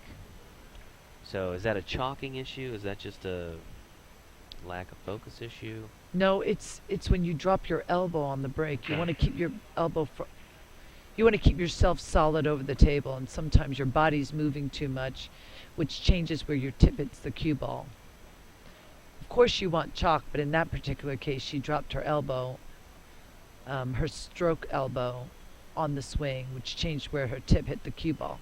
And we'll see what kind of effect that has.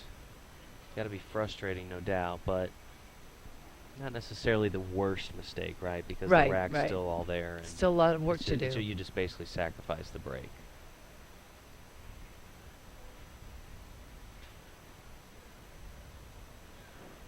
Oh boy. Again, this is Carrie Williams from Miss Q's 2. Skill level 5. If she can hit this 3-ball, this would be the time to do it. I don't know when she could possibly have a better chance at getting that one taken care of. Miss Q's 2, or I'm sorry, Miss Q's 607, that being their area code. Currently leading the match 2-1, but trailing in this second match.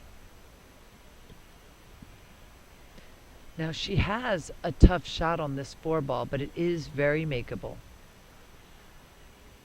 She can also make the 2, but it seems like that would be a finer cut. Cut and dangerously close to scratching in that corner pocket.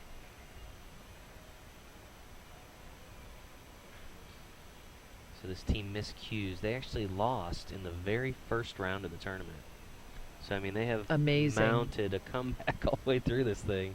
Of course, this is a modified single elimination tournament, which basically means every team is guaranteed the opportunity to play at least twice, not necessarily the opportunity to lose twice, right? Because the further into the tournament you go, it basically becomes single elimination at that point. So they did lose, but they happen to lose early enough to where they have a chance to come back, and they have most definitely taken advantage to the tune of, you know, finding their way into the final round and at a minimum a $5,000 payday. So. You know what? She hit that pretty well, got a nice little double kiss, hit it with enough speed for something good to happen with the 2. Now the 2-ball is pocketable. She can cut that ball in the corner pocket, and the cue ball is going to carry him into the 8-11, possibly opening that trouble with that 8-ball up.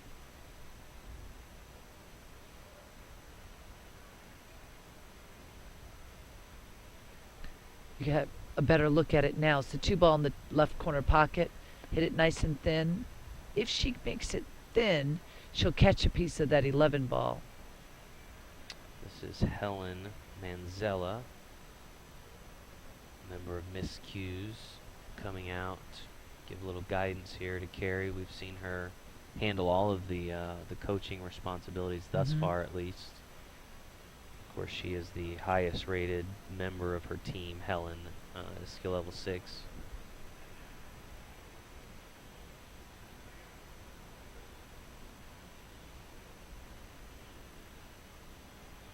These players get 1 timeout per rack. I think they were trying to figure out whether or not she should go for it or play safe, and looks to me like she's just decided to just go for it, which I would if I was her, but you can't always compare what a pro would do. You have to go with who you are and what kind of game you have. she gets the 2 ball to go, right? Corner. She's going to try to follow that up with the 8 ball in the same corner. Now all she's got to do is make the ball. There's no chance of a scratch or anything as long as she hits it nice and easy, but I would lock down, make sure I stay down and follow through.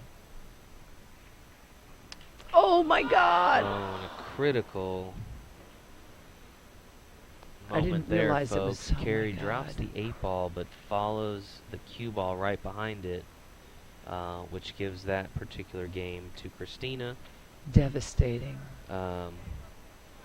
Yeah, that's a tough break there. You know, Well, you could see she could have cut that ball a little bit, but if I thought there was more of an angle, and if it was that close to being straight in, not quite, I would have hit it. You know, obviously with the stop shot or draw, not any chance of following it in, but she did stay down and follow through. So following that mistake, Christina now takes a 4-1 lead and is on the hill. Right. She needs 5 total games. She has 4.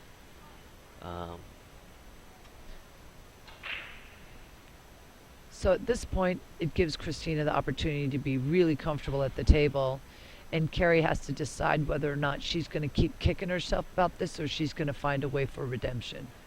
Because that's really a choice. What happened, you just got to get over it. But at this point, how you think about this opportunity is really the difference of how you're going to be able to sleep tonight.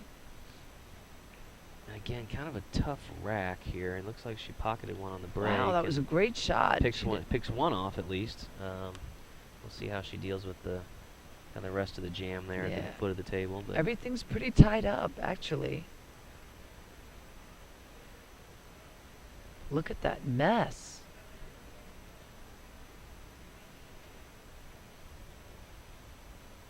If she can, yep. Just plays that was great. Safety, and she's going to let Carrie figure some things out from here. So. Right, left herself a nice shot on the 2 ball later while not giving Carrie anything really easy. Of course, all Carrie has to do is hit this very stuff and staying at the end.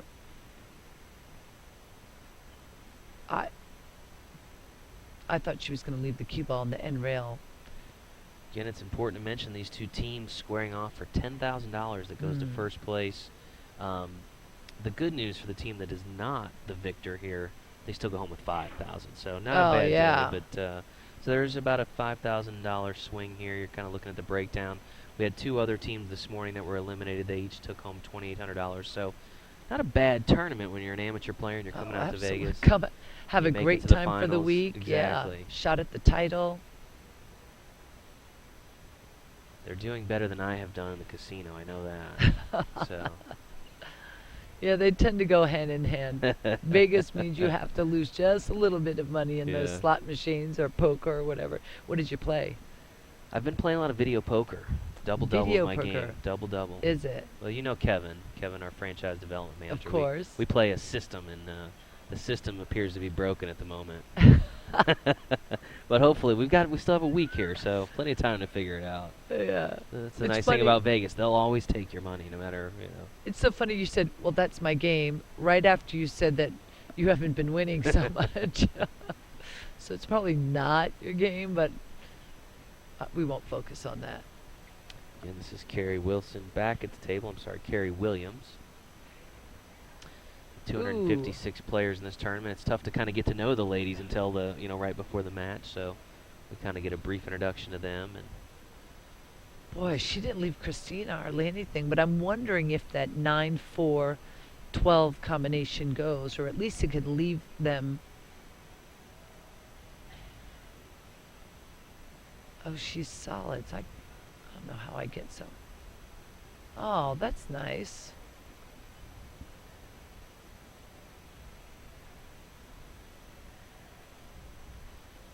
She's just going to keep opening up her balls.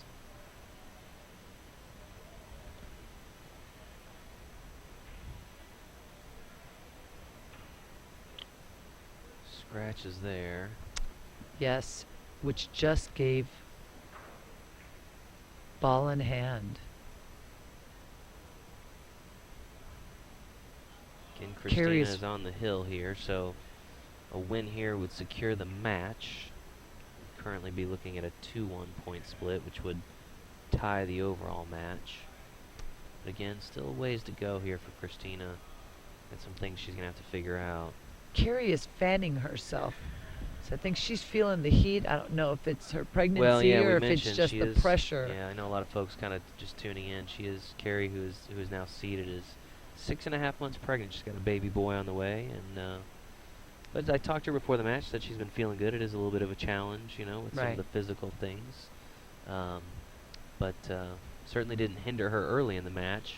Well, I slowed know down a little bit, but yeah, the pressure and again with so many people in the room. Right, right. You know, the heat, the temperature goes up a little bit, but it's also the adrenaline. Right. I find that the more focused I am, the hotter I get, and the heat doesn't bother me so much just because I'm expecting that. I know that, but it is difficult to really stay focused if you're not used to it and you don't know how to cool yourself down. I'm just always amazed the pressure of having all these folks watching. You know, I mean, is that something you just block out? You just kind of forget they're here? Or I do. Yeah. I do. It's got to be tough. But again, it's I've got to be hungry. I've got to make sure that I think about what it took to get me here and how badly I want to win it. Because if you have something else to focus on, then the pressure and everything else is not as overwhelming.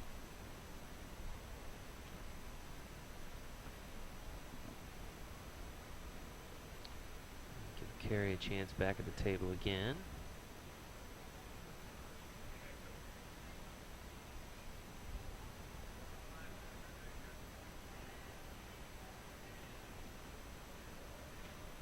Still have a few very large tournaments to kick off here at the World Pool Championships. Of course, tomorrow we'll kick off the biggest event, which is the 8-ball World Championships. 700 and some odd teams in that particular event. We still got our Masters event, which is really one of my favorites. That's the non-handicapped. Yeah, yeah. Play it all out. I mean, these guys are pretty phenomenal in their own right. Get a chance to see them on Friday in the finals. So you're looking at kind of the event breakdown. 1.2 million. Incredible. I mean, that's not a bad deal, right? I think awesome. I think a lot of people always wonder, you know, what's the payouts like, and you can kind of see them here. You're at almost 600,000 for the 8-ball event, and just kind of goes down. This particular event, 51,000 in total. So. But also, you can see at the bottom of the screen it says Mini Mania. Yeah, Mini Mania. Yeah, even if you're knocked out in any of these other tournaments that you're playing in, there's tournaments going on all day, 24 hours around the clock. There's a place where you can compete, meet other people, stay a little competitive. And I've got a number of people that came and challenged me, and you know, they got knocked out, but then they won a mini tournament. Sure. So exciting. Minis, I think minis is really one of the most popular aspects because, you know, the people that are playing in all these particular divisions have qualified somehow, whether it was through league play, tournament, what have you. Right. Minis, if you have enough league scores, you can just come out and play, right? Right. You and a lot of people do. You get on a small tournament, 6 players, 8 players, you know, and like you mentioned, that we play them 20 hours a day, and you still play on this grand stage of Las Vegas in the huge room and all these things. So you don't have to just sit around watching other people play. You can be part of it all the time. I think members, you know, tend to forget that they can play in minis. You know, even if your team didn't win the trip to Vegas, you can still come out and have a great time and be part of all this. So if she can come with this shot, ooh, just barely missed it. Carrie misses the 13 in the corner. Christina will come back to the table. Again, she's on the hill. You got to make sure you hit this with some good speed and some. There you go. She made that look Even if you hit low, but you don't hit it hard, that backspin will dissipate and go back forward, and she could still scratch. So that's why she hit it at the speed she did. Softly makes the 4 in the corner. She's going to be lined up for the 8, which would secure the match and would even things up based on the point split here. So again, very makeable shot, but we won't never assume know. anything. That's right. Christina very steadily pockets the 8-ball in the corner, secures a 5-1 victory for herself, and a 2-1 point split there, because again, Carrie did win that first game But you kind of see at the beginning of the match. I'm sorry, 2-0 point split on that one. At the beginning of the match, I actually would have bet on Carrie, the way that they both looked beginning the match and the number of errors that Christine. But look at how it just turned around, and she won that match convincingly. So we will go to a third match. We had a 2-0 split in that match and a 2-1 split the other way in the first game. So we should be looking at a 3-2 lead for KQ's 2. Should be leading 3-2 as we move into the third and what will be the final match. Yes. Again, a very close match, very winnable either way. Be interesting to see which players these teams put up. As I look over at KQ's 2, it looks like I believe that is Fran Breban, who actually goes by the nickname Frankie, she told me. Okay, cool. And I believe this is team captain Anna from Miss Q's on the other side. So it should be Anna and Fran, who goes by the nickname Frankie. Frankie being a skill level 4, Anna being a skill level 4, which means we'll be racing to 3. 3-3 race and a very, very tight match here. Should be a very exciting finale and what has so far been a great final for the ladies division, I think. Very representative of the entire division this last few days, you know. Now, if you see these 4s, they should be at the same level. So now it's going to be a difference of who competes better. You know, who can handle the pressure, what kind of decisions they're going to make. So we'll see what happens. It's so exciting. Confirming for us the identities, which I thought I know, but it's always good to make sure that the facts are straight. We don't mix that up. So, of course, we have a whole production crew behind the scenes here making this happen. Jeanette and I get to kind of sit back and talk about what we see. These guys are working back the there computers doing and getting hard the scores work. and getting the names, and so we appreciate all their hard work on the back end to bring this to you live from the Westgate. So I want to make sure we thank some of our sponsors while we have a moment. Of course, our friends at Pool Dog, our friends at Aramith, our friends at Action Cues, all the important sponsors, the folks at Nationwide who have gotten real involved in the sport of pool, Nationwide Insurance. On your side. Nationwide is on APA's side for sure. So talked to a lot of members who are now saving money through their car insurance. Actually had a guy call me a while back and he said, "Why am I getting this mailing from Nationwide? Why are you selling my info?" And I said, "Well," I said, "it's a membership benefit, so it's actually they think they can save you money." And you know, he was a little gruff about it initially. I said, "We can take you off the list, don't worry." And I didn't think much about it after that, but this guy calls me a couple weeks later. And he said, "Hey, look, you remember talking to me?" And I said, "No," but then he explained. And he said, "I actually ended up changing to Nationwide, so I appreciate, you know." So it was just kind of a thing there. So anyway, Nationwide has gotten kind of involved in APA, big in our juniors program. So we're real excited to work with them and Brett Stewart and the crew over at Nationwide. Some really nice folks. This is Frankie with the break here. Solid break. Frankie's name is Fran, but she likes to go by Frankie, so we'll... Pretty solid break to not be left anything really easy. I think her best bet might be to cut that 6 ball pretty thin. I'm sure she'll probably end up needing to use a bridge. And it's not an easy cut, as you can see. It's going to require a pretty fine hit. Again, this is a 3-3 race. And we're very close in our match score. KQ's 2.0 leading 3 points to 2 points. Looks like she's going to try to squeeze that 4 by the 10. Ooh. It's Anna at the table for Miss Q's 2. Brings Frankie back to the table. I know I mentioned it earlier, but since we're in the final match, I do want to mention their teammate Allison back home in Stratford, Connecticut, part of a, from what I understand, very, very terrible motorcycle accident. And so they are very much playing for her and hoping to bring that victory back to Connecticut and share that with her. So always nice to hear those stories, kind of some of the backstory on these teams and that kind of thing. Ooh. So she sinks the 4 ball, but she follows it in with the cue ball. By carrying off another one of her balls, yeah. Turn the table and the cue ball in hand over to Anna here. Miss Q's. Anna, the team captain from Miss Q's. You can see she walked away with a little bit of a smile. Oh, well, I scratched. And that's good. It's a good attitude because you've got it. That's right. You go, hey, you know, I'm going to make errors. But now what? So if you can smile a little bit and accept it, stay in the moment. This little combination there. Ooh. I'm not sure she likes the leave, but does pocket. I believe that was the 6 ball that dropped. Yep. Now she's got a back cut on that 1 ball up down the rail. But she doesn't really have a whole lot of other options.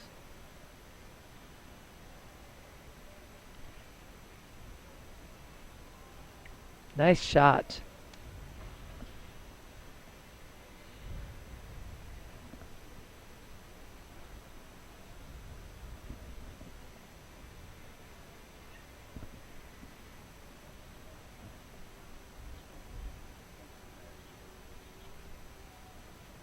This particular game. Yeah.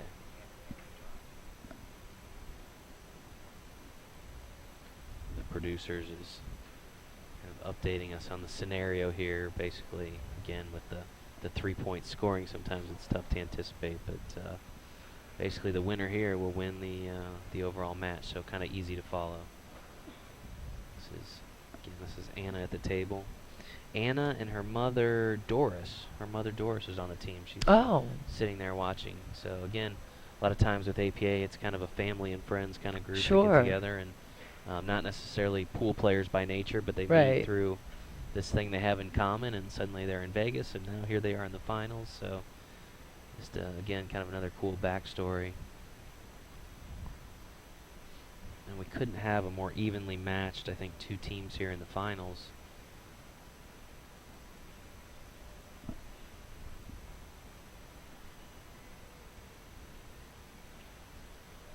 Looks to be eyeing up the 9. Yeah, but she's got to be careful because that cue ball is going to come down towards... Oh, I see what she was doing. That was actually a very good shot because it didn't leave her opponent any easy shot on the stripes, but it opened up her problem with the 8 ball and the 5-2, so it's makeable for her, but her opponent is going to have a tough time getting rid of that 11 ball should they run the rest of the table. This is Fran Beerban, goes by the nickname Frankie. She said, "You mind calling me Frankie?" I said, "I'll call you whatever you want me to call you." Nice shot. She gets the 14 to go on the side there. She'll chalk up. So for amateurs and really those that may be tuning in that don't play a lot, the chalk does what? Just gives you more ball control. Yeah, it allows the Q-tip, your leather Q-tip, to basically grab the cue ball versus if you didn't have chalk, it's more like Vaseline will just slip off the side of it. So it's allowing you to spin the cue ball in exactly. the direction you want. Exactly. Top spin, side spin. Kind of yes. Now what I'd be thinking of here is, okay, let me get rid of the 9 ball. And then this, it looks like the 11 ball first. Pop that in, then the 10 ball in the opposite corner pocket. And then you get up there, and if you can just get to where you open up the 15 or the 10, one of those things, and leave the cue ball on the end rail on the other side of the 11 and force my opponent to have to kick or do something fancy schmancy.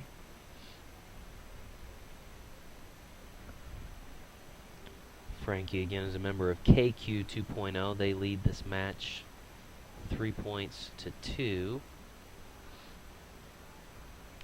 I just wonder if she could tap the back of that and stay on that end rail and maybe not give her a shot on the 5-2, maybe hide behind one of those balls.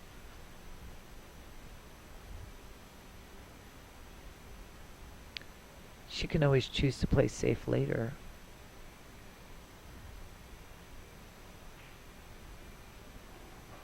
It's the 13 in the corner, leaves herself the 10.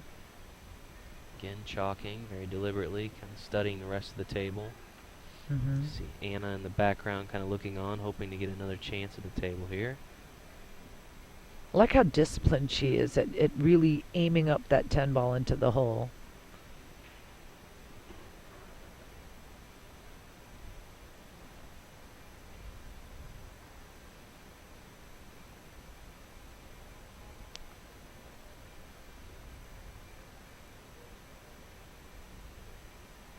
Of course, all of the teams, all 256 of these teams, they spend so much time practicing and preparing and getting excited about coming out here. And you know, really for these two that are left, I mean, the culmination of all these emotions and things just has to be just really overwhelming, I have to imagine. So I'm just kind of amazed at you know, their level of play still. Yeah. You know, again, the big crowd here that's gathered to watch the finals. I'm guessing somewhere in the vicinity of 75, 100 people in the room now. So much on the line here, you know. You see Christina, team captain for KQ2, having a discussion with Frankie about her next move, her next shot. Well, she's got a problem because even though she has a really good makeable shot on the 10, if she hits it with any speed, the cue ball might knock that 15 towards that 8 ball. And there's not an easy way to play defense from here in a way that wouldn't give Christina, or I'm sorry, Anna. Yeah, Anna who's in a some kind of shot on the 5 or the 2. Of course, you see Anna conferring with Shauna while her opponent takes a timeout. Just kind of takes advantage of the moment to gather her thoughts. So far, these have seemed to be two very evenly matched teams in the finals, which is good. Makes for an exciting match.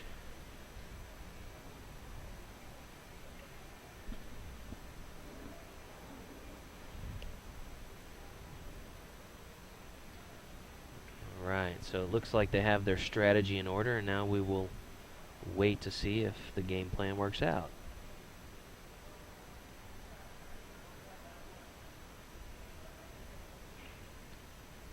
So she successfully gets the 11 out of there, which I guess was the strategy. They want to stay away from that 8 ball, the danger. So what she did was get her ball out, knowing that she's going to leave Anna a shot at the table. But she's still got a problem with this 7 ball.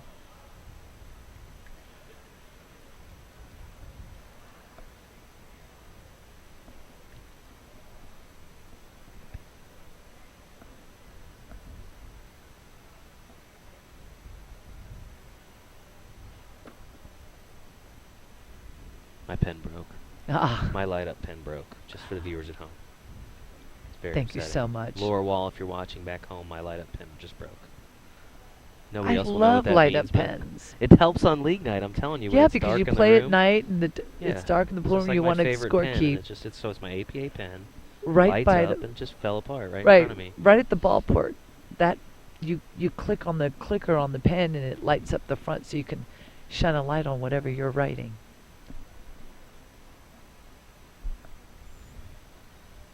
Steve, our producer, is mocking me and taking Ooh, social media guess what? stuff. That just gave their opponent ball in the hand. She actually struck the solid, but after contact, nothing made it to a rail or went in a pocket. So now, Frankie has ball in hand. Pretty sure that 8 ball can squeeze by that too. So now she can just try to make all 3 balls and go from there. Keep in mind, she did take her time out, so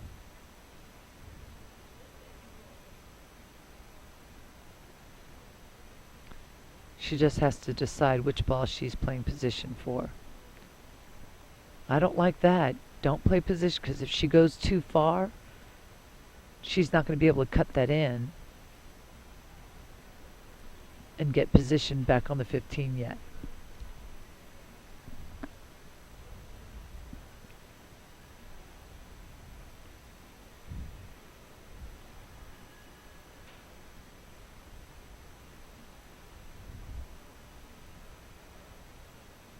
again, as we kind of get down towards the last few racks, you can see every shot now becomes so important. Mistake any at this point could have a major impact on the match overall. So See, the problem with this shot, her playing it for the corner, is if she got too far over, she wouldn't be able to play position on the 15 ball. It looks like it's a fairly straight-in shot, which means that Frankie's going to have a tough shot on that 15 ball should she make this 11.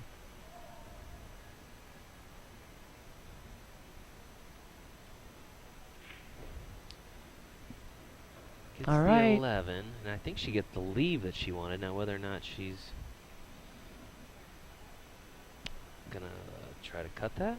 Yeah, you're going to have to Corner try to there, cut it, yeah. but the cue ball can go to the end rail, to the side rail, back to the other end rail, back to the side rail, and shoot this 8. If she hits it softly, the cue ball can end up near that opposite side pocket, where Frankie won't have a good shot on the 8.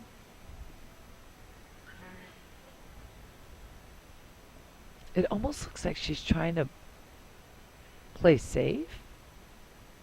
Surely not.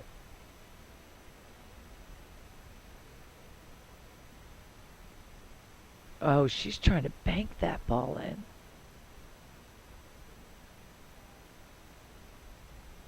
And I never take a bank if I can cut a ball, because now you're dealing with another variable. Right. You know, all the rails play differently and things like that, so. If she makes this, though, it'll be really exciting. Oh my God, she got it. Oh no. But she caught a piece of that too, just enough to now fully block her pocket. Well, You know what you do though? If she can tap it, but hit it enough to where the 8 ball will sit in the hole, but block the 5 ball, then she has a chance.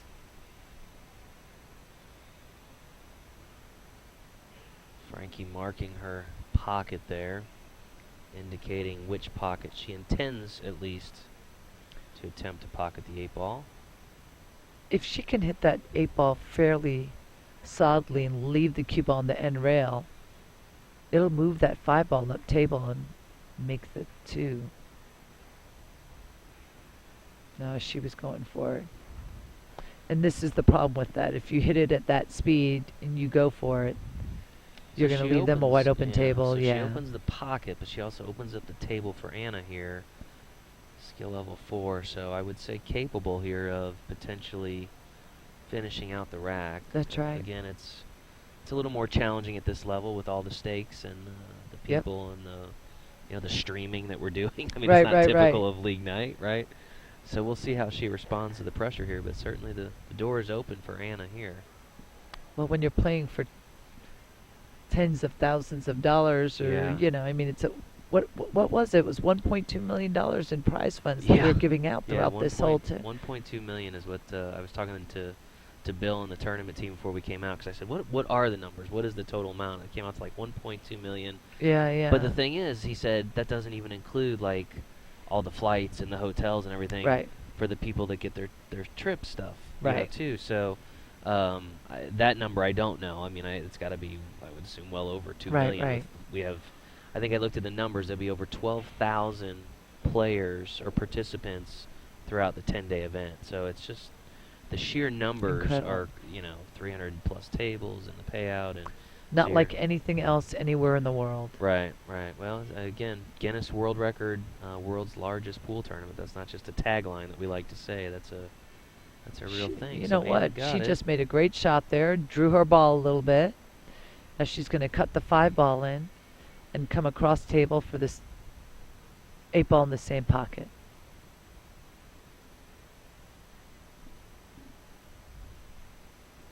It's the 5. And this is for the match? No, it's not. This would be for the first game of the third match. Both these players racing to 3 as they are both skill level 4s. They say race to 3, that means the first player to win 3 games will win not only this individual match, but the overall match. So Anna's on the board first.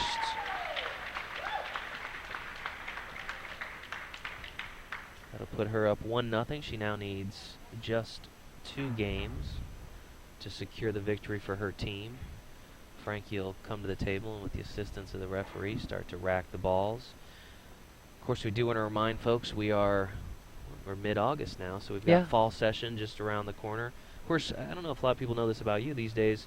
You're kind of transitioning from the playing side of things into more of like running some pool yourself. You're actually an APA League operator. That's right. I'm proud of it too. Right. I mean, I'm still competing. I'm still out there. Right. But I'm looking at later on down the road. I mean, my last kids are still very young. I want to be there a little bit more often. So I was trying to figure out, what do I do when I'm not traveling around the world that I can still look at later on down the road? And it can become a family business in the future, but oh, look at that. That's a nice yes, photo. that is. That's by So Steve. Thank you very much. Awesome photographer. Running the APA League down there in Tampa Bay. And Tampa Bay APA. You guys started your fall session yet? I mean, I know it's August into September is like the big time, right? So everybody. Yes, we just started it about a week ago, Cool. week and a half ago. My partners, Misty and Jason Duzel, knew that they were going to be there while I was out here hanging out with everyone. So it's in good hands right now. Cool. So yeah, if anybody watching back home is not a member of the APA and you're interested in getting involved, the fall sessions are just now kicking off.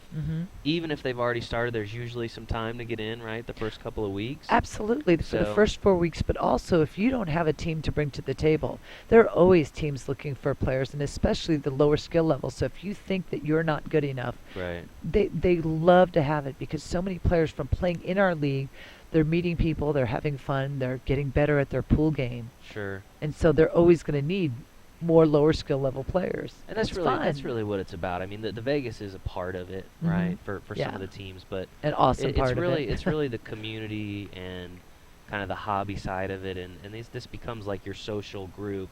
Yeah, instead of just staying home watching TV all the time. Right. You know. So again, if you're interested, if you're back home and you're not currently a member, fall leagues across the country forming now. If you go to poolplayers.com/live, you can send us your name and your contact information. We'll have somebody reach out to you and see if we can't get you playing. And who knows, this time next year it could be your team. That's right. Right on the stream, being watched all around the world, literally. So that's how quickly it can happen. And but the whole part of it is really so much fun.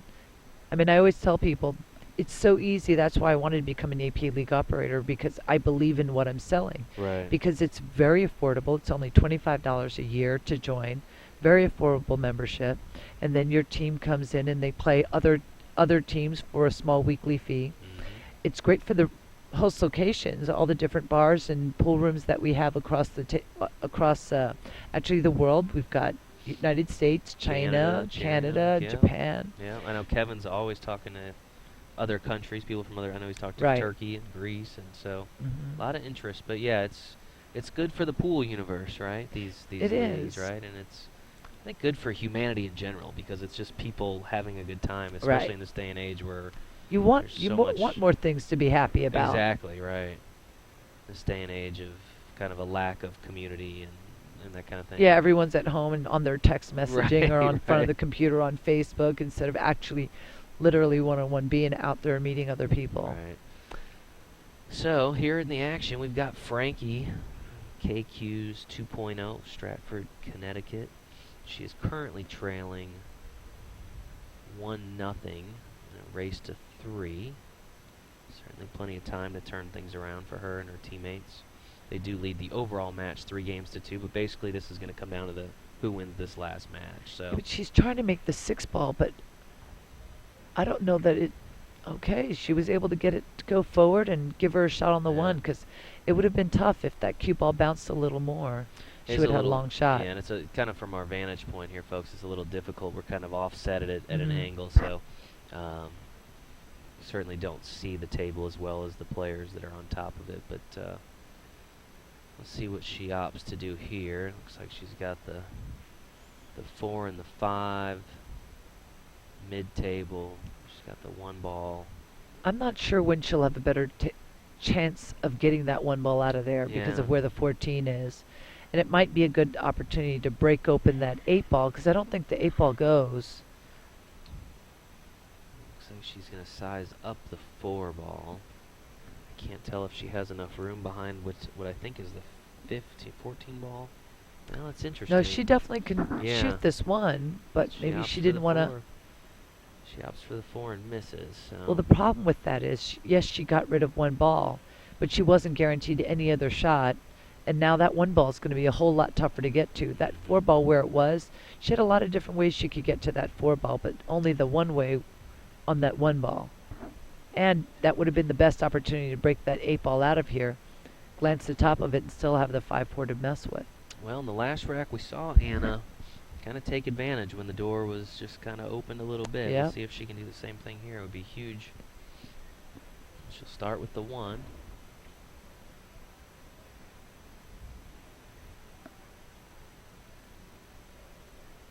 A bit of a cluster there in the middle, bottom part of the table that she'll have to work around. I can't tell if the 11 ball is still frozen to the 8 there, but it's close. Looks yeah, like looks it. like they're right up against each other. So she's just gonna have to kind of pick away here, and Well, I'll tell you that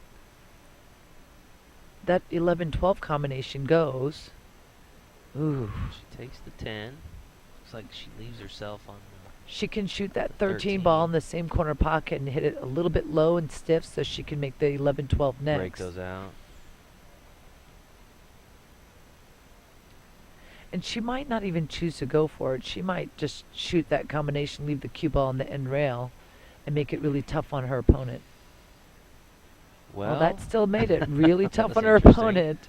So she gets the 11 ball unfrozen and maybe froze the 12 to the 8. Well, and left her no sight on any of her solid Yeah. balls.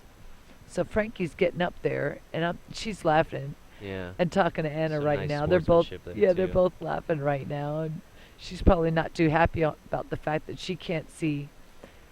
You know, Anna missed the shot, and now Frankie gets at the table and she can't see any of her solid Right. balls. So she's looking at hitting the rail first.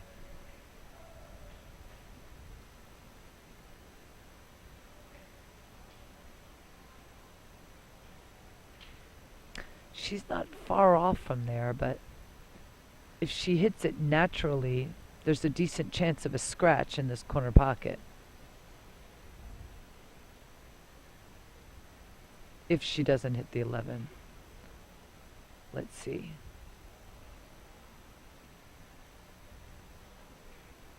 Oh, there's the scratch I was talking about. What a shame. But it was actually a pretty good chance of a scratch, just because of how the cue ball was coming off of it. So after Frankie scratches, that'll bring Anna of Miss Q's, Illinois, back to the table. Currently leading the match 1-0. And again, that 8 ball is still frozen to that 12. See, the thing is, that 12 ball comes back here where the 13 is. So instead of, I mean, I'd get rid of the 14, but after that, you've got to get that 12 ball out of there. Or that 13 ball out of there so that she can, ooh.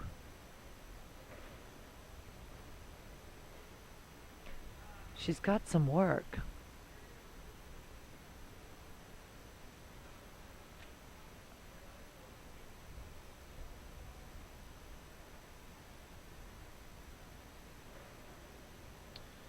Of course, so much going on this week here at the World Pool Championships.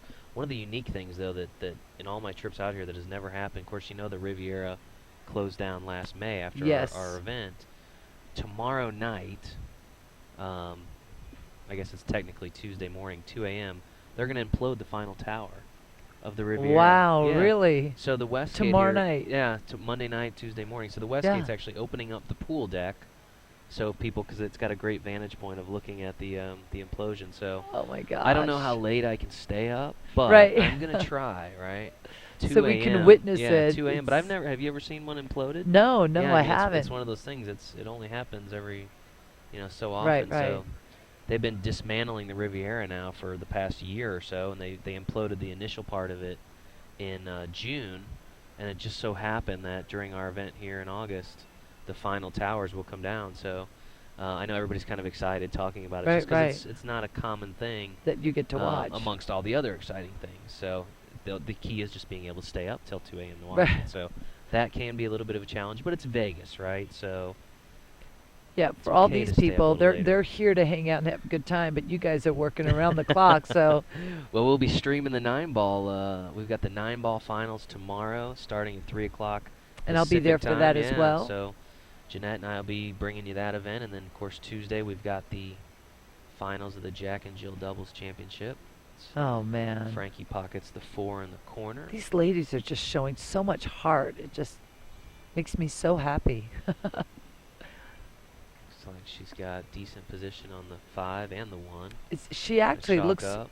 fairly straight. I mean, you can rob the pocket by cutting the 5 ball to the right of that pocket, giving your cue ball a little bit of an angle. So almost too many options here. She's going to call in the team captain, Christina, and just kind of talk it over. And Yeah, and try she's to saying, finalize can the you draw the strategy cue to- ball back on the 5 ball to have some kind of an angle? If you, she's like, I don't want to scratch in this side pocket. Okay, well then don't go all the way there. Just get somewhere near that rail. And you can shoot that 1 ball and just stop the ball. And she's saying, and after this, we can go have some lunch because I'm hungry. No, I want to bring my friend Sally. All right, just take care of the rest of these balls and we'll go eat right away. Your We- choice. We do tend to get a little slap happy with these matches sometimes. So Yes. All right, they have a plan. she's taking the 5 first.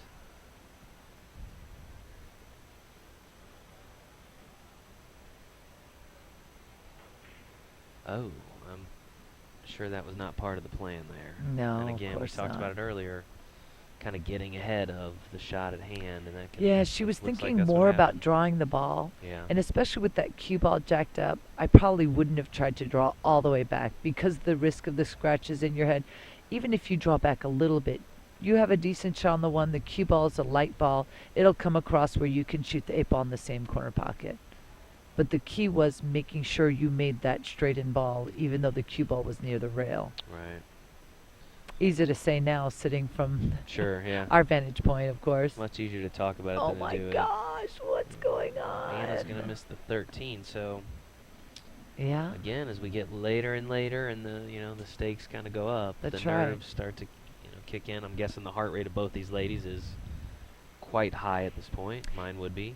Yeah, and the tough point, like in the professionals, we can go warm up in the practice rooms. There's plenty of practice rooms here, but in the Right. team, you want to be there and support your team. Right, right. You know, but sometimes that means that when it's your time to play, you're playing a little bit cold. You know, you're not as sharp as maybe you would have been if you were practicing. But Yeah, and it's interesting. Both these teams won in shutouts in the semifinals, so that means their Right. matches didn't go that deep, and I'm not exactly sure who would have, without looking at the score sheet. oh wow, oh my gosh, this is the. She makes it, but doesn't have a shot on the 1 ball. Yeah. So yeah, I'm not sure in that semifinal round which of these particular players actually had the chance to play this morning. So again, with only 1 round today, some of these players could be a little cold coming in. Well, we just got a good look at that 1 ball. It looks like she can see it. So if you want to just give a little draw, no English, and just draw the little bit, let the cue ball come back across to this side of the table where the cue ball is. See Anna there just kind of hoping to get another chance at the table, looking at it herself. Kind of see the crowd looking on. And the cue ball's just going to come right back just above that 13 ball.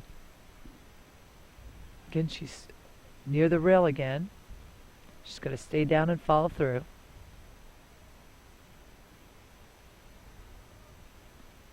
Oh, I don't. Yeah. Yeah, she rolled the ball, and when you roll the ball, and that cue ball is that far from the rail, that backspin is going to dissipate. So instead of it drawing backwards to shoot the 8 ball in the same, hitting it that soft, it picked up too much topspin. Right. And it's important to keep in mind, too, she did just, on that last turn, use that timeout with her captain. So Right. she is out of timeouts here. She's going to have to kind of come up with a solution here on her own. Not going to have a chance to talk it over.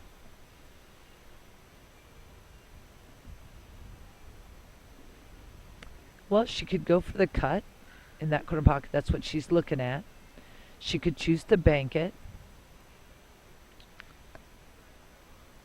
Yeah, and this is you know, not necessarily do or die yet for this team, but pretty Right. critical here as she trails 1-0. You know, a mistake here on the 8 ball could put her opponent up 2-0. So I'm going to tell you something. That cue ball, if she hits this thin, that cue ball might catch a bad part of that 15 ball.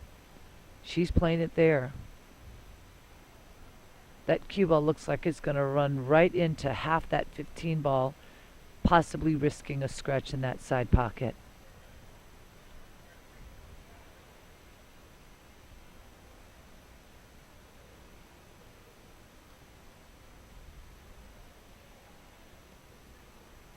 She's going to have to hit this pretty hard for us. Oh, no.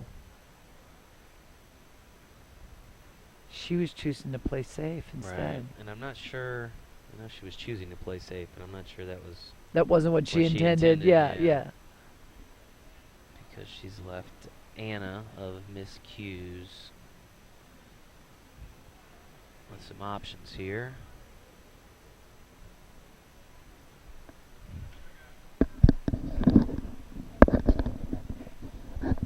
She pockets the 13. Whoa. That's more than she wanted to.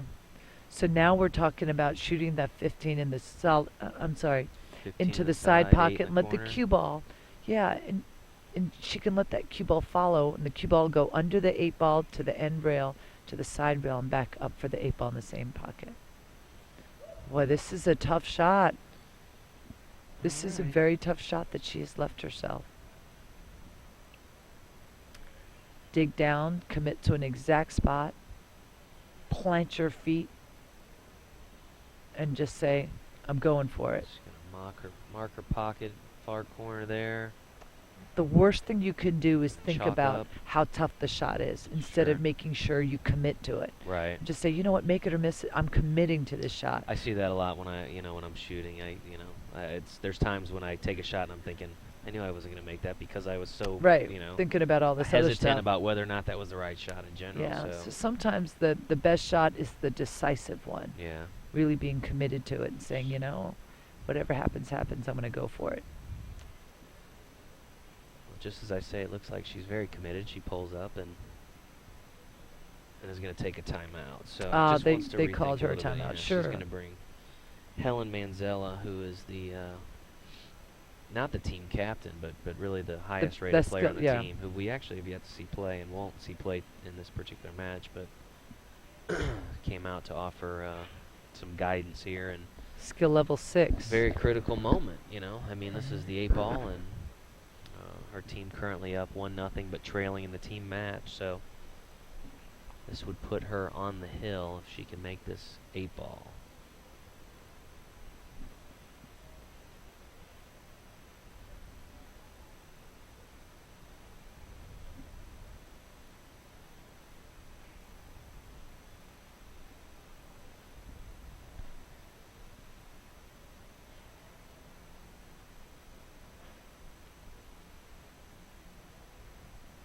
Of course, a lot going on here still today following the ladies finals. We've got Dr. Q. I think he might be in the middle of an exhibition right now, or a little bit later today. Then I know you're doing some exhibition stuff later tonight around Yes. 6:30. So At the Black Widow booth. Yeah, players can stop by and actually have a chance to play you, right? Right? Autographs. Take a picture, get an pictures, autograph, and that's pretty cool. Have a good time. Yeah. All right. She missed that ball. Now bring Frankie back to the table on the 8 ball. Frankie looking to even up this third and final match. She currently trails 1-0. She's perfectly capable of making this shot. You just got to know that that cue ball could go one rail into that same side pocket, or she's just got to make sure that she has a home for that cue ball. Because when you let it just loose without thinking about it, that's when it finds another home. There it is. Very nice. Frankie pockets the 8 ball in the corner and ties the match up 1 game apiece. Of course, these ladies are racing to 3, so they both need 2 games. So as we come down to the end, we are neck and neck, right? Which is what you That's want. right. That's Yep. always a good sign of a good match. Would not surprise me at all if we go to a hill match, but we'll see. I love this.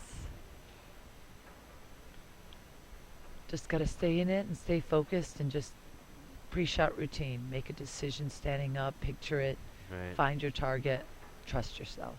So we were talking a little bit about You're kind still of what you're smiling doing, so much. Look what at you're him. doing with the league these days. What about the tournament side? When was the last time you played? How's the playing career going? Well, I'm still playing, but the WPBA tour sadly does not have a lot of tournaments. Right. And every year I have done, well, almost every year in the last 22 years I've gone and entertained the troops overseas. Well, this time, because the WPBA doesn't have a lot of tournaments, they just got the dates that they got, but I had already committed to doing a military tour because I like going overseas, and so I missed it this year. But Right. if they have another tournament, I'll be sure to be there. Drops the one ball there. Now you're playing a lot internationally too, right? It seems like Yeah, we it have a seems lot like of you're tournaments in China in- quite a bit and Yep. overseas. So Yeah, we have a lot of tournaments there. I don't really, they're very, very nice to me, but I Yeah. don't really care to travel internationally if I don't really have to. Well, it's got to be 'cause tough my with kids the kids and everything like and that. the Yeah. business and all those things. And that's the thing about the APA is, you know, when you own a league, it is fun and it is rewarding, and I feel like I can help so many of them. But you Right. really got to make sure that it's a priority in your life and that Yeah. you're going to take care, because these players, they have a lot of fun, but it's up to you to give them that consistency and that integrity, you know, because it is a competition still, even as fun as it is. Yeah, for any folks out there that are interested in potentially pursuing a career as a APA league operator, you can go to poolplayers.com/live and send us your information. You can also visit our website, poolplayers.com/franchise, kind of learn about Right, what it's what it like. takes. And I mean, I think the thing that people learn, and I'm sure you learn this very quickly, is how hard it is. Like, you know, I mean, I don't think people Yeah. realize How much it's work- more than just like printing score sheets and picking up packets. Right, It's right. like- And just sitting it's- there counting money or Yeah, something it's like like that. a 60-hour-a-week kind of gig, but I know that it's very fulfilling for those that really are passionate Right. and love to do it. So it's, you know, if pool is your thing and, you know, you're looking for a different career thing, you should check out the opportunity because it might be right for you. So not right for everybody necessarily, but having a good love for the sport is kind of a good first step, I think. Yes, and I mean, even with me as a pro, I thought, man, I can do this, and I still believe that I can do this. But it is more, you know, really attention to details and your time management and things Sure. like that, that I've had to make that adjustment. But they're adjustments I was willing to make because I knew what's, you know, how you get rewarded from Right. that hard work. It's interesting how many ladies that we've had from the WPBA tour that have kind of gotten involved in APA. I know Ava will be Ava. here later in the week. She's now running a league. Dawn Hopkins. Dawn Hopkins, Liz Ford Mhm. is another. So I know Andy Siegel was for a while. Yeah, Andy was running a league, and of course Bruce Bartholet, who's kind of in the trick shot. He's the guy that circles. He's introduced got me to the whole Connecticut and- idea of becoming a league operator. Yeah, He was on me forever. You got to do this. You got to do this. Yeah, a lot of crossover there. Yeah. But again, I think the common denominator is really having like a passion for the Right. sport and wanting to do it, because on the days that are tough, that's what Right, kind of right, gets right. you through, right? It's like, I Yeah. love this, I love this, I love this, even though I'm having the worst day ever. So, I haven't gotten to that point yet, but I'm in a different situation where I think even if people are upset, they're very, very polite to me. yeah. I've heard some horror stories, but I think people are pretty patient. They know, they see me out there. They know that I'm working hard and I'm trying to learn it, and you know, and hopefully they know that I care. I mean, if that's one thing that I've heard so much, is that they do see me out everywhere, and they do know that I care about making sure that they have the best experience possible with the APA. So you probably got some teams out here, right? Do you I have some do, ladies- you have a- yes, I thought I yes, saw we- you last night with your I ladies know- team doing some pictures and stuff. Yep. We were out there and So how hanging many out. They're teams having do a you have- blast. How many teams do you have out here from Tampa? We had 3 8-ball teams, 2 9-ball teams. We had ladies teams, masters teams. We had, That's a lot of Scotch folks from double jackets. Tampa. Wow. Yeah. Okay. We love playing pool there. Yeah. We love playing pool there. Love that Tampa area. It's a great area. So, that's good then. I mean, that's Yeah. you know that's an experience, kind of a lifetime. These people, you know, what people I think don't necessarily realize about this event is, yes, it is very much about pool, and the pool is a component, but Mhm. it's the overall experience. You know, Right. the tournament is a big part of that, but then you've got Vegas, and you have all the people and all the tables, and just the awe of it. You know, I think when people first walk in, my favorite thing is to see people walk into that tournament room for the first time and see what all these tables look like. You know, it's pool tables as far as the eye can see, and that for me is like one of the things that makes me happiest about being associated with APA is when I see that reaction from people that have never experienced it. It's very cool. And it is cool because everyone's like, oh, I wish I was a pro like you, and they just don't know what this feels like, and this is what allows them to do that. Because it's not like it's not a real title. It's a real title. Oh, sure. No matter where you go from the time you start till now, it's a journey. Absolutely. Right? So then you're the small fish in the small pond, and then you're the big fish in the small pond, and then you move up to the small fish in a medium-sized pond, and it just keeps going. Right. But you still got to hit those different markers to see yourself develop. So in the third rack here, kind of a little bit of a Back and forth. a little bit of a struggle here with pocketing some balls. This is Frankie at the table. Yep. For KQ 2.0, or Killer Queens, which is what KQ stands for, as they told me before the match. Again, these ladies are now tied 1-1, both needing 2 games, and the winner of this match will basically secure the victory for their team overall. So still a lot on the line here, and this match is very much up in the air. You know, and people might be looking at this and go, well, she's better than a 4, she's not a 4, things like that.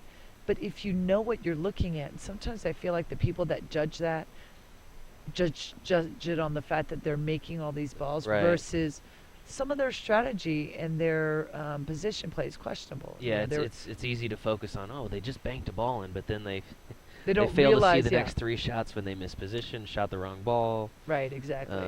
Failed to play safe like they wanted. And so also they forget that they know, wow, I was on fire last night. I was having a great match.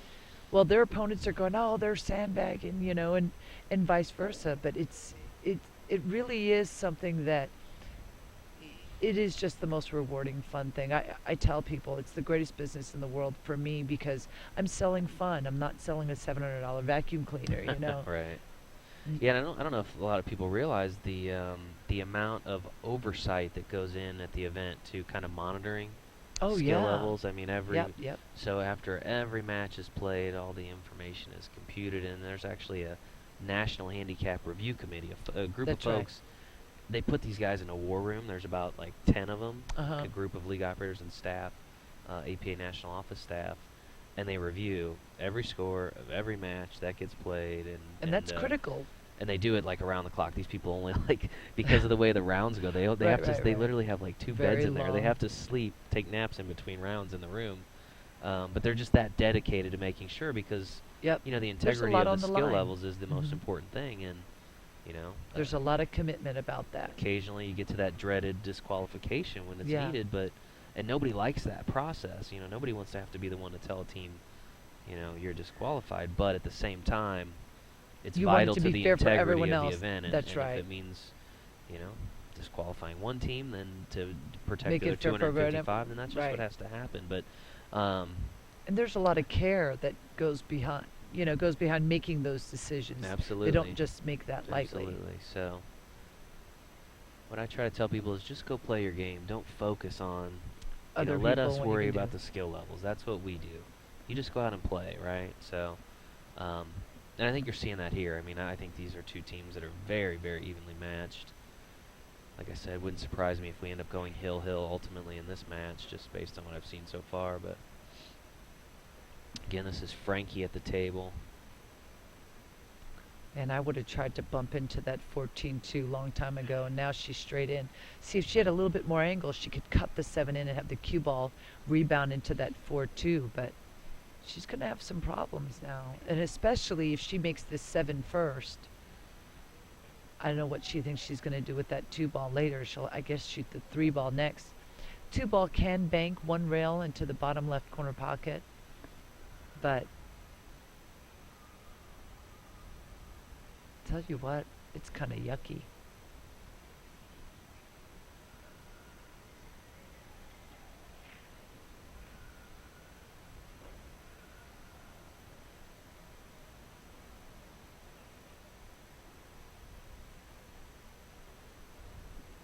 Frankie never forgets to chalk. I've No, noticed that. no. She does not forget to chalk that cue. I got an awesome custom-made chalk holder that a fan sent from, what, Lincoln City, Oregon, I think it is. Really? Yeah, beautiful black widow spider. I was walking around the tournament rooms earlier today. Oh man! Just amazed at all the vendors, like all the pool stuff. I mean, I think there can't be like a product in the pool world that is not here this week. It's like, whoa. And the apparel just and just amazed all the at gifts. all the stuff. I mean, cues and tools and gloves and. It's not far off that It's they're awesome. going to have to do some Christmas shopping, and this is a place you can do it. Get all the selection Right, and yeah. feel and see all the different things that go into it. So again, just kind of part of the overall experience at the World Pool Championships is seeing all these vendors, that come out. I think there was like 40 something vendors. So check this situation out right now.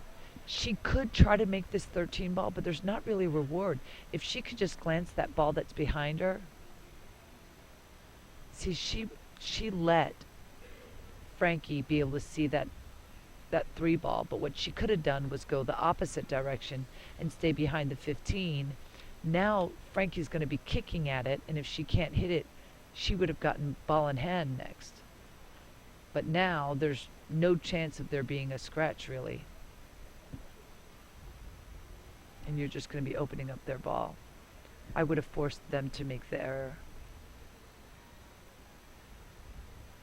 That was pretty good. Plays safe there. Yeah, Frankie made a very smart shot. I can see Christina, her team captain, from the corner wanting to talk to her. Of course, they're focused on the screen above the screen above us, which is has the stream on it, so they're able to kind of analyze and things. This will bring Anna to the table for miscues. Yeah, because she can't see a stripe, so now she's going to go off the rail. Oh, I think she was trying to hit that 15 ball. And you can see she hit it softly, so she wasn't trying to make a ball, she was trying to play safety. So Frankie will have ball in hand, and I think the corner of my eye, I see Christina heading to the table. It's going to give her a coach. Anna back in the corner is going to powwow with Shauna from her team too, while their opponent takes her official timeout. So still a very, very tight match here.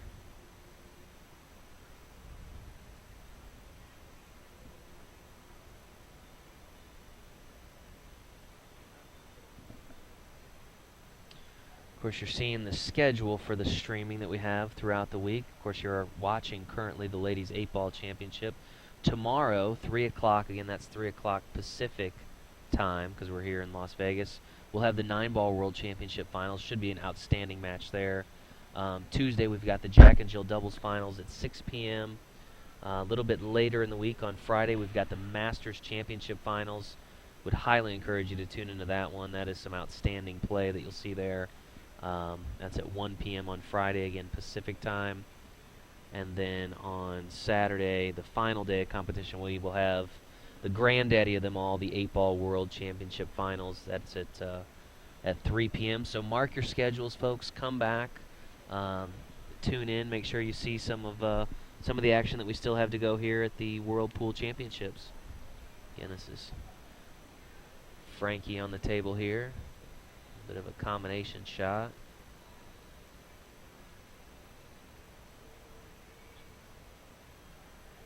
She makes sure to contact her object ball first so as not to give her opponent ball in hand. This is Anna now at the table. Looks like she's shooting at the 14. Again, kind of a back and forth at this point. I think these ladies realizing now that there's so much at stake here late in the match that neither of them wants to make that critical error that could give their opponent a run out.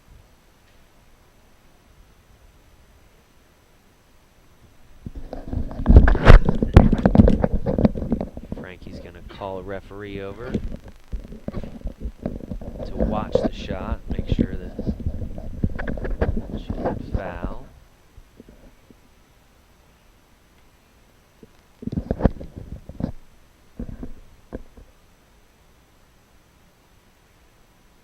It's good to hit. Looks like it's a good hit. Nearly pockets the 3 in the side, but not quite. So she looks satisfied with the outcome of that. Got a clean shot. Did not give up ball in hand, but Anna does going to have shots. Some pretty nice shots afterwards, yeah. So again, I think both these ladies at this point trying not Ooh, to make a... golly. That's the worst thing that could have happened. Because it's going to be tough for her to hold that cue ball down the same end because she's below it. So she's going to tap that ball in as softly as possible. But I think Anna's next shot might be tougher than she wanted it to be. Now, if she can cut this 13 ball to the left corner pocket, instead of trying to hold it too soft, because she could end up on the other table, she has to make sure to commit to go 2 rails. So 1 rail to the end rail and then slowly bounce up for the 8 ball on the side. Not quite. Yeah. But actually, she didn't leave Frankie an easy shot, per se.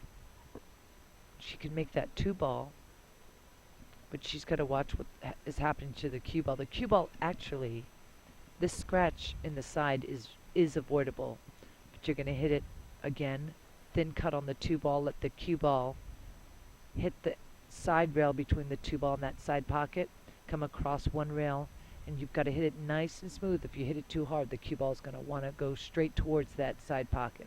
Oh, she's gonna, I think she's trying to play safe. Safe on the 3. Maybe get behind it. Maybe tap it in the side. Yeah, she's going to get behind it and try to block Anna's view of that 9 ball. Is that the 9 ball there? Or 13 ball, I'm sorry, in the corner. Can't quite tell. It Yeah, looks like she I was guess not, because successful. she's looking the other looking way. at the rail now, the far rail, and figuring if she can... So if she puts that cue ball between the 2 and the 3, let's look at the distance between the cue ball and the stripe.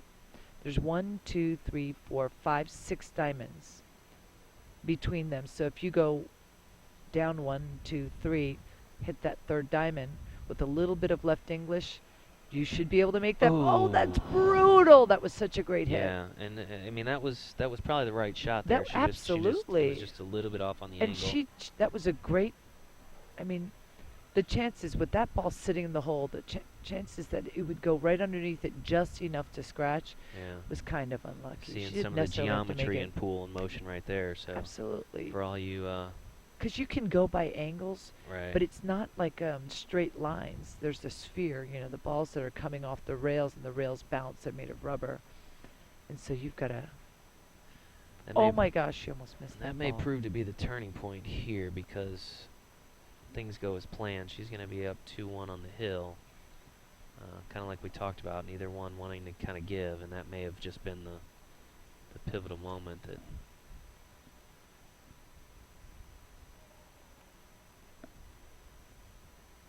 That came from Frankie taking a nice safety, forcing her to make that kick. She's going to chalk up, and then she's going to use that chalker to mark the side pocket there. Yep, and there's a little bit of an angle there, so you don't want to hit it too hard. But as long as you just roll it in nice and soft, there won't be any chance of a scratch.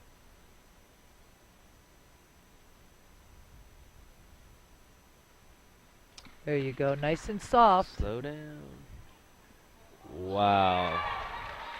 She hit that a lot harder than I thought. And you can kind of hear the crowd's reaction. So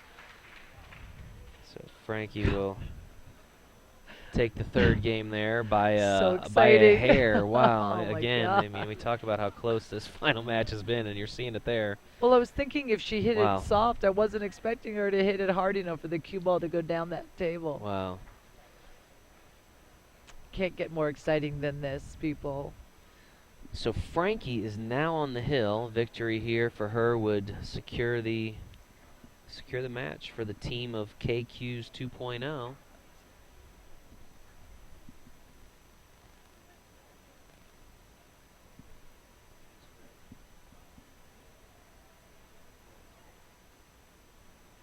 Anna has racked.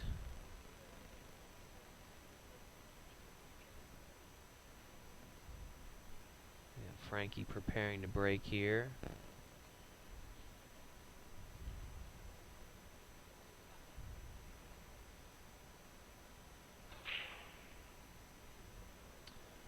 Frankie drops the 12.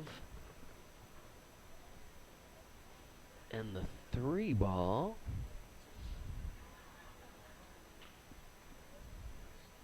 Looks like she made a few balls on the break there. 2, 4, 6, 8, 10, 11. So 4 balls on the break.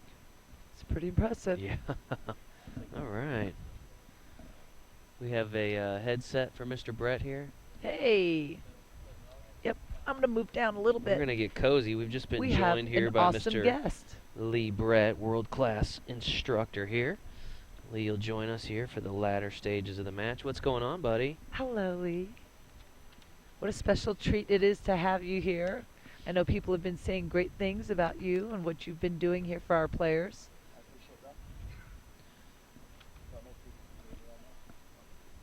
Let's see. How about now? Test that one for me, Lee.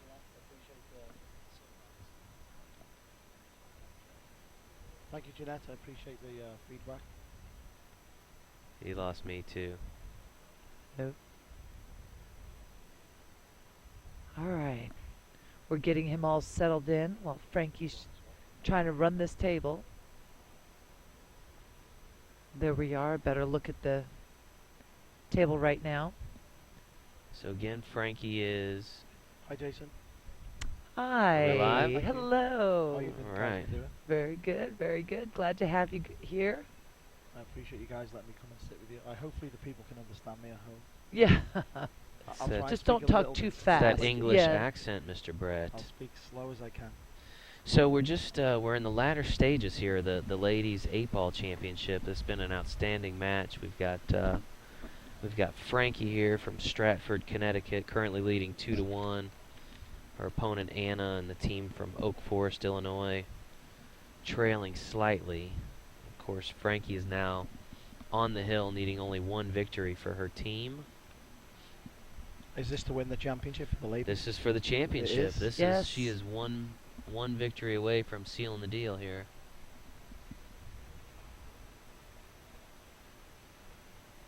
She was trying to decide what to do, and it looks like she's trying to get rid of the 15 now. That was a good shot.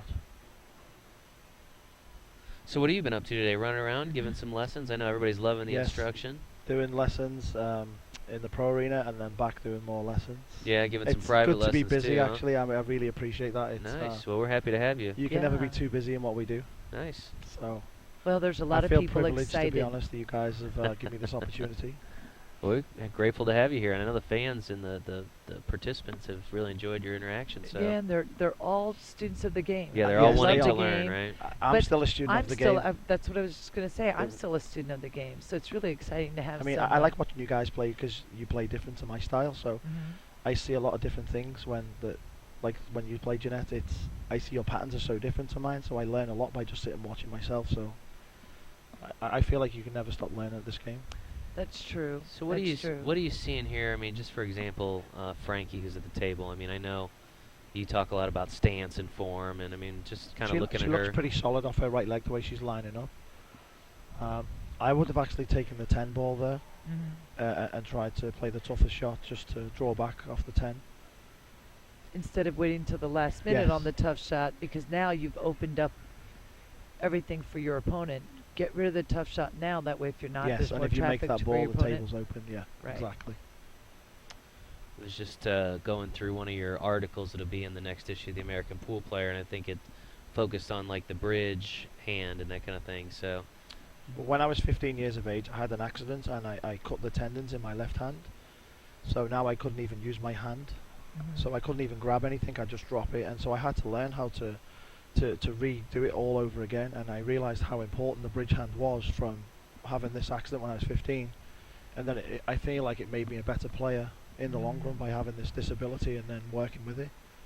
you got to be really dedicated to your fundamentals, I guess. with Yeah, that. so it's really And solid. It's interesting because when I first had to have one of my back surgeries when I was number 1, I was devastated because I thought, oh my God, my game is going to be gone. Will I Yeah. ever be number 1 again?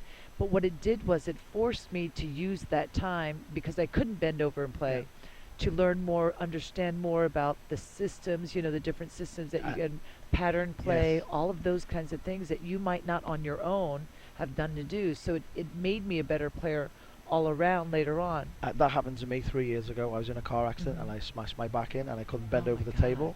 And I know exactly how you felt, and I was Yeah, frustrated at first, and then I realized it was actually a benefit because I was sitting watching people more. Yeah, yeah. And I learned all of the patterns. I learned to kick better. My banking became better by watching them. Yes. So it was exactly what you said. That's why I was sitting there nodding, agreeing. It was like the same thing happened to me. Not But- as bad as yourself, but it was still. Right. But the thing you guys have to know, you listeners out here, you shouldn't necessarily play the shots we would play during a battle like this. You have to go with the arsenal you brought to the table and really just work hard, trust yourself, because even if I remember when I was starting and I had some pros watching me, I started second guessing myself. Well, Efren would do this, Efren would do that, or I know Nick Varner Yeah, would shoot judging this by shot. what Efren's And doing. so I was trying to do what they were doing and failing miserably instead of saying, okay, when you get as comfortable with that shot, then do what Efren Yes, would do. But until 100% then, agree. really just stay. It's more about commitment to whatever decision you make. I like to say to the players, play within your means. Mhm. If there's a shot that you prefer to play because you're comfortable doing it, not Right. what I would do, play the shot that you can play. And it changes for me even now, because if I'm not practicing a lot, you might watch me or someone might watch me and I'll shoot a different way than I would if I was in dead punch. Because you know you're But not in I mean- stroke and that shot's a little bit tougher to play. and Right, right. Okay, I'm I'll not take feeling these, yeah. comfortable, so I'm Yeah. going to do this and accept that. There's a lot of different decisions that are made, and a lot of being a solid warrior is not just your skill level, but in knowing who you are as a player at any given time. It's being smart at the table, I like to tell people. Yes. So Anna here with Miss Q's is slowly but surely trying to stave off yeah. elimination here. And it looks like if she can leave herself on this 4, she may force the hill. She See, gets now the her, 4. that's what she chose to do. Exactly, Now, yeah. someone like Lee or I, we might have followed 2 rails Yeah, or done inside something like English, that. drive Right. forward, spin over. Right, but she was like, you know what? I'm not going to take a chance and miss this ball. I'm going to make sure I make that ball and deal with the rest. And that was a decision that she made. She Probably didn't right, think probably twice right in about line it. with this. I mean, she's a skill level 4. Probably right in line with Right. that, you know. Give herself a chance at least, make the Right. ball, and you've got a shot on the 8 to win. Now, an 8-ball, a skill level 2 is the absolute beginner, and then you get as high as a skill level 7, 7. So that gives you an idea. She's a skill These level guys are 4. kind of right in the middle, yeah. Yep, she tried to play some defense there. Maybe she was thinking of trying to catch that 8-ball a little thicker and hiding her from the 9-ball, but Bring Frankie back to the table, and of course Frankie is on the hill, so you know certainly has a chance here. I don't know if she's got a great chance based on the layout here, but Here's another example for this shot here. Myself or Jeanette would probably play this with low inside and just hold the cue ball. Whereas the skill level 4, as in Frankie or Anna, is more likely just to make the 9 ball and let the cue ball run further up the table, and then try and make the 10 ball and see what the table gives her. And when he said low inside and hold the ball, he's just saying that he doesn't want the cue ball to go far up table. So when you hit it low, that doesn't mean that you want to draw your ball backwards. You're just keeping too much topspin from going. So you're going to hit it low on the ball. It'll slow the cue ball down a little bit, make it a little easier to hit that 9 ball in as softly as possible. I like watching these guys play more than the pros. The pros, it's he's out. Break him run. Break Yeah, him run. Break right, him run. right. I sit there, the ladies rubbing the towels, their hands are sweating. Yeah. You can Oh, see the yeah. nerves and the tension watching Right. them play. I tell you what, And these the ladies have courage, seemed to I kind of mean- handle it pretty well, though. Oh, With that, yeah. I mean, again, with the crowd and the Exactly. the there's a big stakes that they've crowd. never played That was a under. good and, shot. it's That been really was. exciting to watch, and now she's I remember the last rack with the One cue step ball, she closer. left herself over the 8 ball, and then she nearly scratched, and then the cue ball off the 8 hangs in the pocket. Christina, her captain, has decided to take Wise. a time out to talk about this. This is the great time to do it. could Don't mean the talk about match, it once yeah. you have the 8 ball. Figure out, okay, what's the best way to get on this ball? What do Yeah. you want to do? She looks really composed, actually. She's got a big smile on her face. I'm I've telling been you, amazed she's with enjoying all the of moment. them. I've been amazed with all of them. All of the matches, these women look like they've been competing every day of their lives. They look so comfortable up there. I mean, you know that they're feeling the nervousness, but they're not letting that overtake their focus. They're making sure that they're in this to win it. I think she's going to let her just roll it in and then just shoot the 8 ball. Now just an 8-ball away from the championship title, folks.